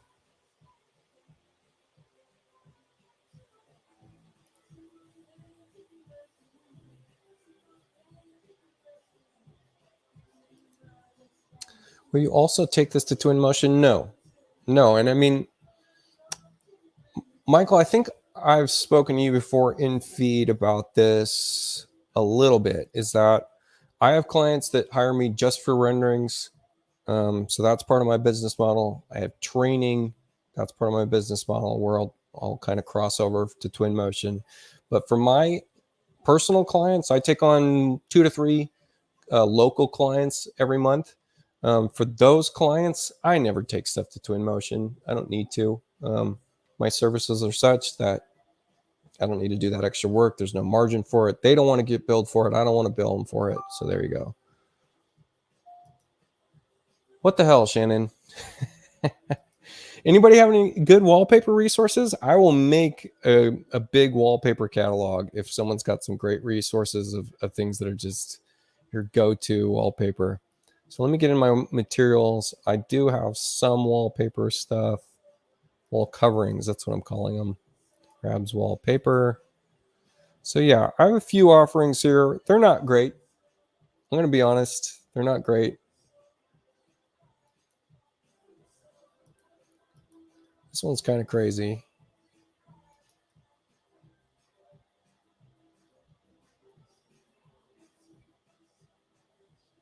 I mean, she might like to see something like this. It's a little wild. It's a little wild for the scene.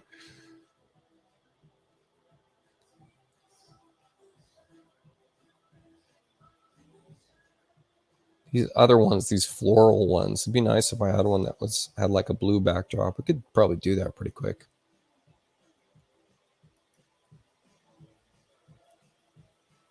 Oof, man, is that rough? That's rough. I mean, if we change to a dark green cabinetry, I don't know, it's still pretty rough. Same with this cactus one. Clearly, I haven't found any good wallpaper resources because that's no better. I've got a couple off of a new job that I had to make.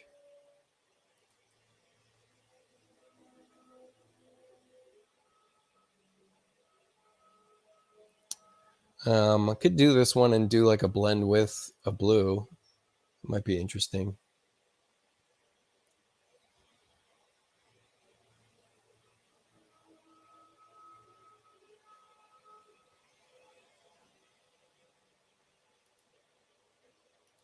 Blend with a blue. Let's see what happens with that. Not that blue though. Oof, man. Blend this with like a really grayscale blue. You guys, God, I wish we could do,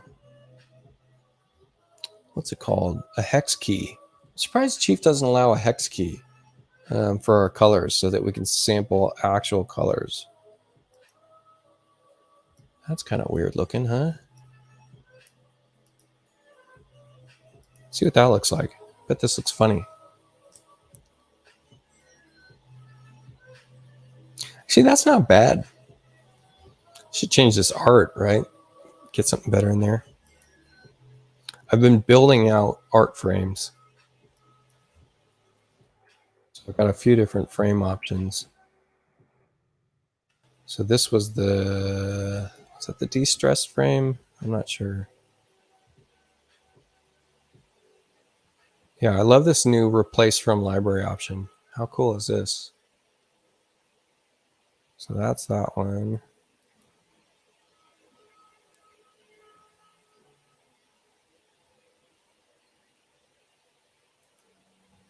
So what's this Hobby Lobby frame? Let's try this one out. I have all these so that they can be stretched.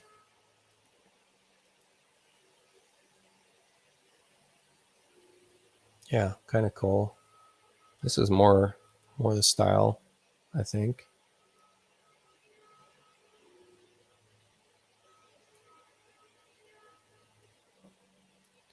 Yeah, so if I concentrically resize this, the matting should stay. Actually, that looks like it needs a little tweak.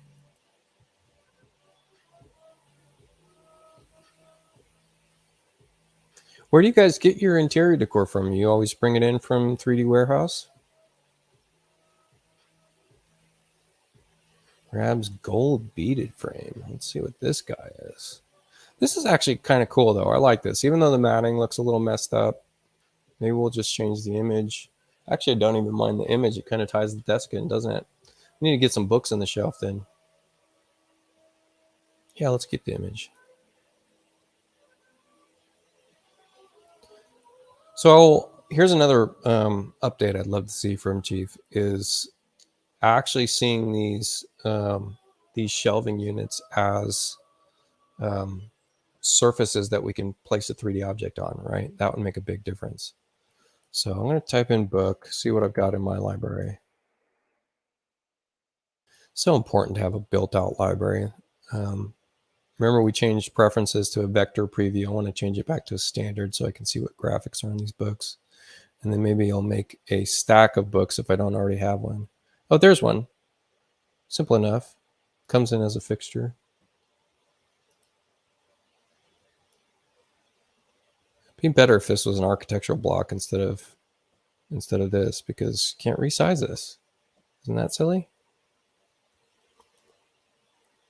Here's a bunch of books on shelf, books stacked. I'll bring books stacked in, and then we're going to need to bring in individual books. Let's do this in plan view. A lot easier. Yeah, I can't wait to see that. I feel like that's a big one. That would be a big improvement.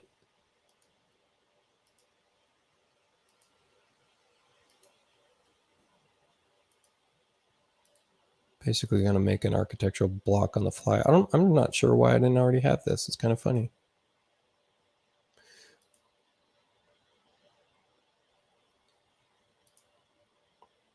Let's kick my bumps on. That way I can just slap this one to there, slap this one over. Oops. And then make this a block. And then if we know what that shelf height is, which we don't, maybe we just need to pull a wall elevation the way we want it. Got to make sure that everything's turned on for this. I'm going to just switch to all layers on for this view, except for labels. Quick and easy way of doing this in your active label display. Well, we could select this, hit our object properties, furniture labels. There we go. Because we did a wall elevation, it's not going to show me that cabinet because it was built into that neighboring wall. Something to note. So edit active view, and then we can say uncheck clip to room, and we don't want to back clip anymore. So this should show up with our cabinetry. And if we switch to what view do we need? Technical illustration will get me there. Yep. And why is this doing this? Oh, look at this. Look at this book way up here. Isn't that funny? Oops. Hey, buddy, get back down here.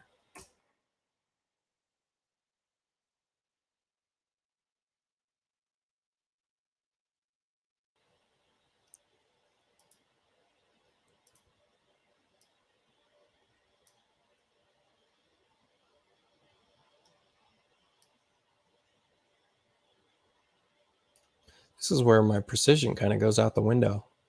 Whatever, symbols. It's no big deal, right? All we need to do is drop this into the unit itself now. And did we make the unit deep enough? We did, right? So, and then we can duplicate it. Let's pull that camera back. And man, does that make a difference for the visuals. And keeping in mind, let's see, how that's 6 1/16 of an inch, right? So an easy way of doing this is setting our multiple copy interval to 6 1/16 of an inch. And then we can copy these, and then we can apply different paints to this, right? So that we've got different books. And maybe that actually didn't look that great. I'll probably just copy this guy, reflect it about the center of this, if we can catch the center of this, which doesn't look like we can. There, let's do it that way. Now we've got a little difference in the stack. And then you can get into your library browser within the architectural, actually not architectural, within our main core catalogs in our materials. I might just go into artwork and prints, and then paint prints onto, you know, the face of one of these.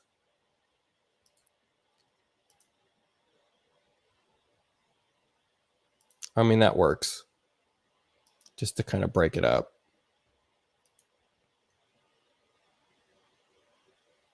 Especially this yellow one that really cues you into the pattern, right?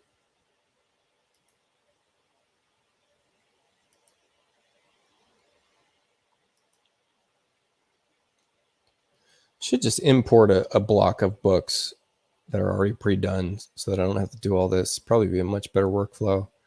Because filling these shelves, I mean, you can kill an hour filling these shelves and trying to make it look right. So let's review what we've got. We've got built in either side with basically a cabinet face facade in the middle and a place for mounting art. And then we're showing, you know, a couple drop pendants that we created.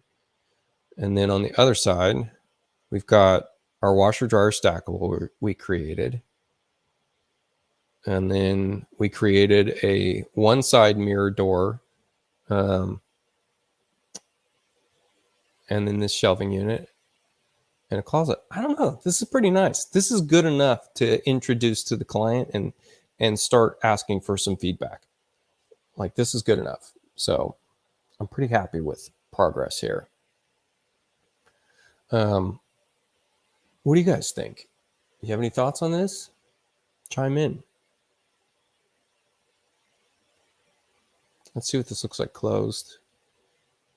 I could do some detailing in the room just to make this more appealing, you know, because we got such a big change here.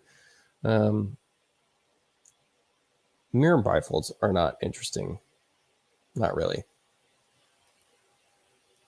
It was interesting when there was just two doors, French doors, but now it's not. Now I just want it to be something like that. Or maybe louvers. Do you guys like those louver ones? That's old school. What's a new, do they have any good looking new? I mean, a double panel would probably look good here. I mean, clearly my styles are too fat on this. Thanks, Doug. I also think just because she's got kind of a funky style, it might be a good idea for me to spend a little bit of time and get a funky style going in the room. Just for presenting. Yeah. 2-panel with smaller styles. I'm with you there. Very much with you there. Bifold and skylights. What do they have? They have this 2-panel. You can always grab this little corner piece here and increase the size here so that you can see these a little bit better.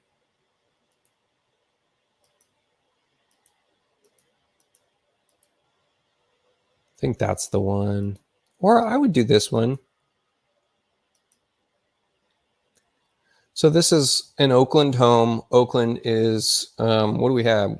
We have an injection of a couple different styles, which is like a, and it's almost like we call it an Oakland Craftsman. We have Craftsman, we have Victorian, we have like a modernized version of Craftsman, which is what most of the homes are, because most of these homes, you know, kind of built in the 50s, got remodeled in the 70s, and they removed a lot of the trim that was heavy trim in Craftsman, or they lightened it up with paint, etc. So you got a mix match of kind of a Craftsman style that's been dumbed down and brought more towards a modern style. So we'll have like, probably wouldn't have low baseboards like this. You might have like a 12-inch base in here, or a 7-inch base, 3/4 or 1 inch, and we might even have like a shoe here. So let me add. Oh, we kind of have this base with a shoe, but I don't really like this symbol. So this would be it. Let's delete this one. That's going to be our base molding. So we'd have something like this. A lot of times we might have a picture rail, so we can drop in. A lot of times we've got like kind of like this picture rail. They actually don't have like the standard Oakland style picture rail, but we'll do that to the top. So our, and let's look in our preview. It's showing it as a crown molding, but in fact, we'll call it a chair rail. And so we'll say it's, let's say it's 80 inches off. So that's starting to look a little bit more like our open place. And sometimes we'll have cove at our top, at our ceiling. I don't think this one is going to have that. So another thing I'll do is I've already got a pre-built room that has a, it has a like a wall material region. But look at that, it got rid of our moldings. I need to fix that actually. So let me see what this is. So we'll go back a level. I want to fix this in my library so we don't do that, what we just did. So what do we have? We have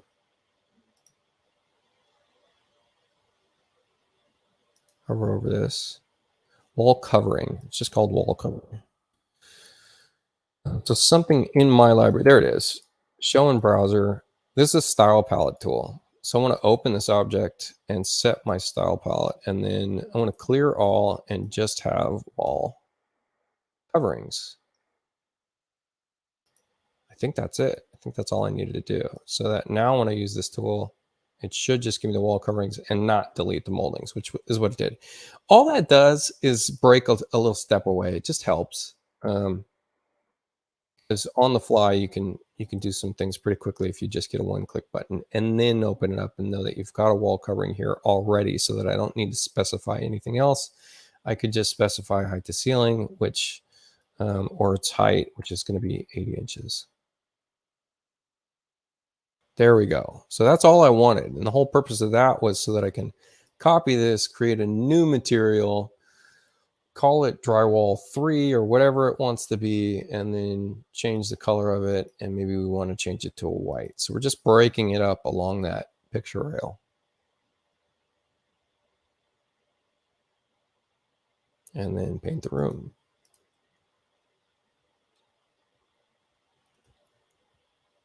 And maybe I want some curtains. Kind of zhuzh this up a little bit, make it look a little nicer. We have, I feel like I have a curtain symbol in here. I'm surprised I don't, if I don't have one. Because these all look terrible. Right? Don't these look terrible? I like working in 3D, so it's nice to just place this stuff and then center up as you need to. Concentrically resize. Looks terrible. That is a terrible looking symbol. Absolutely terrible. Let's move this off the wall 5 inches. Oh, man.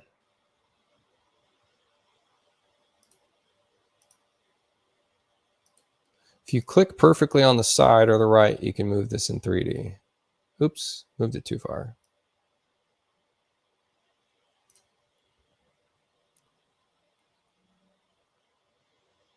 Anyways, let's look at what this is looking like. I want to change that. We had changed the field of view. That 35 is a little tight for this. But you could also always cut the wall even more. Let's go 80 inches on the cut. Let's see what happens. There we go. Look at that.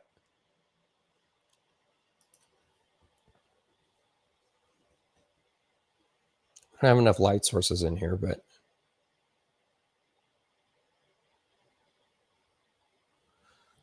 I don't know. Could you make this room look right with some decor? I think so. I absolutely think so. Well, let's get into my other art. Let's go into my Garza art. I think a different color on the lower side. I think maybe a darker color would be nice. I want to look at it's easier to look at my catalog from a material standpoint. So I'm going to go into here and what I want on the wall. So I'm going to go a darker lower paint. I think stand-in might be interesting.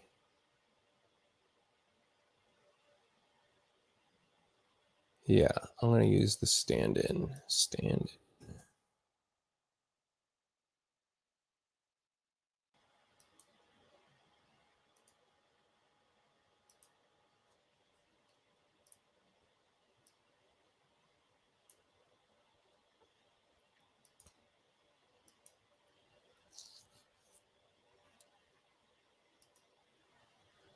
We can use our object eyedropper, grab that. That's going to be darker.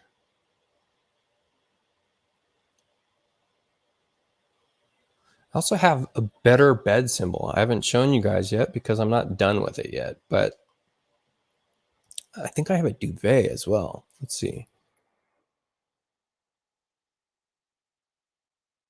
Yeah, I have 2 different duvets that I've created, and they're not quite perfect yet, so I haven't put them up for purchase or download because I'm still working on them. Let's just see what this looks like. Maybe we can improve the looks of this just a little bit.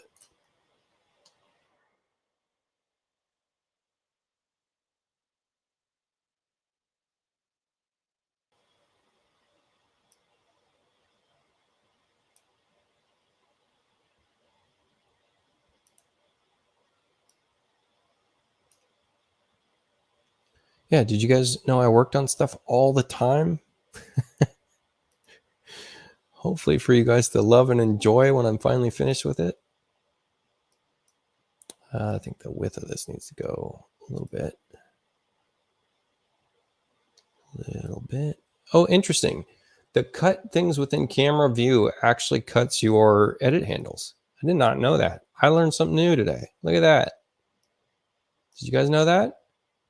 All right, so that's a better look. This is giving us an overall better look. Let's, what color would you put this on? I actually have a cool material for this that I might try if I can. Oh, I can't. This is already pre-done color. So we can do a little bit with this, but not much.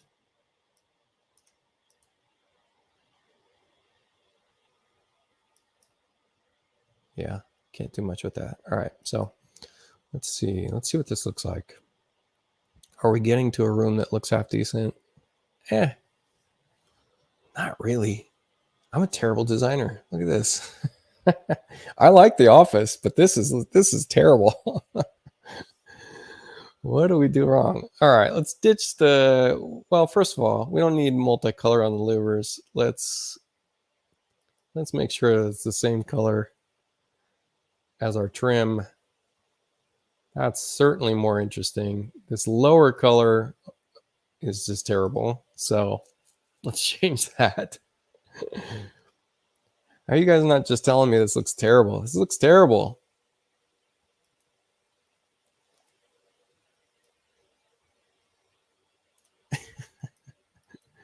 Cracking myself up over here. That's not going to be a good color either.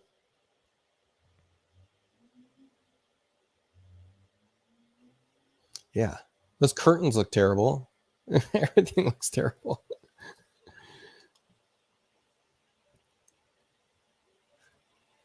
Better without the curtains, that's for sure. We're getting more viewers in here, and you guys are just letting me fail at at finishes completely. This is just awful looking. The room makes sense though. I get it now. This bed symbol's bad. Yeah, the curtains are terrible. Just absolutely terrible. I think this needs to be a like at 50%. You guys get into finished selections at all? I think this yellow at the top is bad, or maybe I want to go a yellow on the walls. Maybe that would brighten this room up a little bit. I don't use yellow very much in my designs. I'm not gonna lie. Maybe it's that I don't know how to.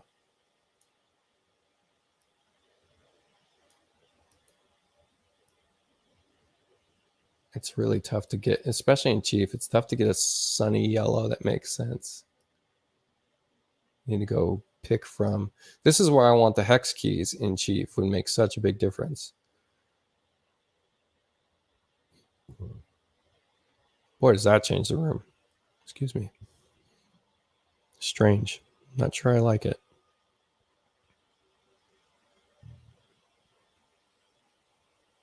I feel like this door, would you have this be? Would you have this be? I think you'd have it be a bifold as well. Maybe easier to manage, or are you just fighting it too much?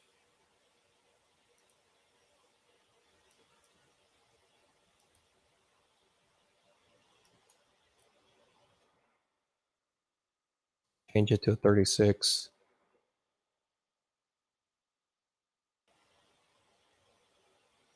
Center in the room. I think that's a little bit better. You know, the look into this room is not bad. And then the look into this room. So I have a review for this job in an hour. I actually think that it's looking pretty decent.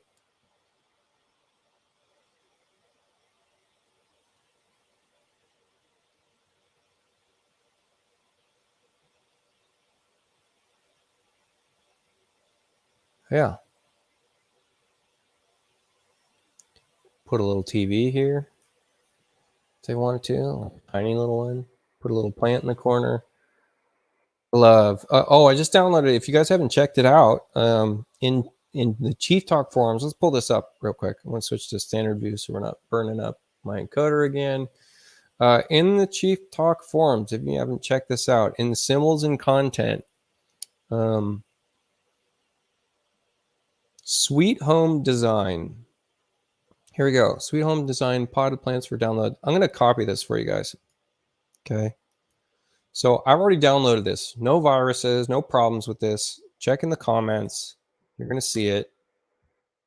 That's a collection of plants, potted plants, and it's actually a really well done collection. It's a little bit higher on the poly count, but for the most part, pretty well done collection. So I actually was excited to use that, and I forgot I even had it. So within his potted plants catalog, let's see what we got. There's so many. There's quite a few. There's some cool ones in here. Actually, I think I just want that first one. He had a fiddle leaf fig. Some of these I recognize from Unreal Engine. So he's taken a couple of these from Unreal. Yeah, man, there's some really cool ones in here. And I really do think that they managed to do a pretty low poly count on this stuff. And what a big difference this can make in the scene.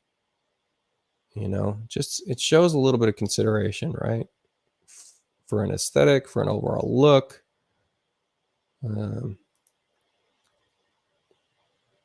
Oh, this is kind of cool. Let's see what this one does. Yeah, that's kind of cool. Click on it, move it into the room a little bit. Yeah. A little fun. All right, let's try TV again.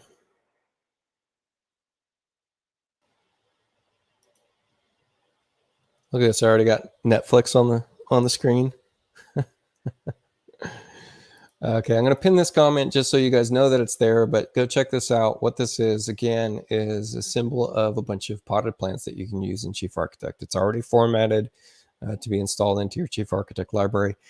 Download it, drag it into an open window in Chief, and it's going to import it into a folder called potted plants.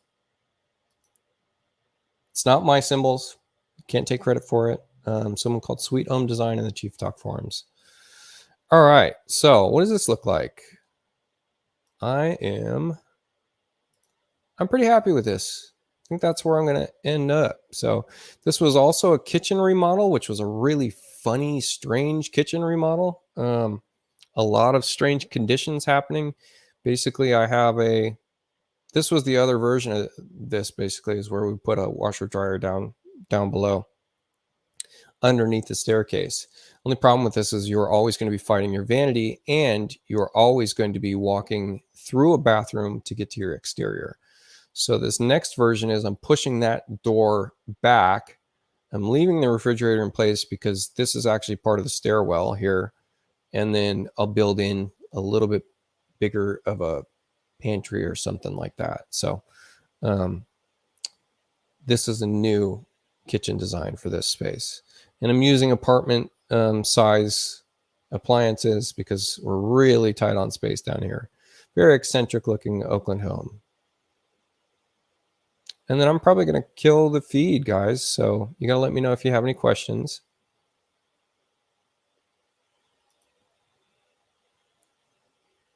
Always impressed that you guys jump in on these without any kind of notice. I know I've barely been giving notice lately for these things. Put some lights in here for consideration. If I can center up on the room, would be nice. Can't find anything to center on the room. Isn't that a shame? This is why I always have a hotkey for my line so that I can grab center on the room, which I can't seem to find. So then you can just draw a line like that. Now that's center of the room. Copy, paste, reflect about, center, paste, center.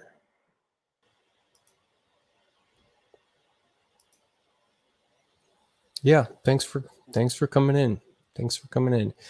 As you guys are working through your week, write down some questions. Doesn't matter that we're not talking about it in this session. I'm always happy to answer questions. So if you guys got questions, during the week while you're doing this, this is the best time to get me with questions, because otherwise I'm needing to finish my revenue work. If I have to stop and write emails, if I have to do stuff like that, it's challenging for me. But if I can answer it live and show you a quick little demonstration and it's interesting for everybody, I'll do that. So anyways, just drop some new lights into that room. The PBR should look better because of it. I'm just going to get rid of that duvet or fix it somehow, or fix the bed frame, something. But yeah, this is a nice little fun, sunny little room now. Sure. By the way, I'm proud of myself. It takes guts to come and design things on the fly in front of designers, by the way, with, no real, I'm just going from project to project. These aren't considered at all. All I knew was I needed to get some built-ins here and here, and I'm actually pretty happy with how this is looking so far. Enough so that I can get some feedback from the client and find a new direction and then do another session. So, all right. So I'm going to sign off.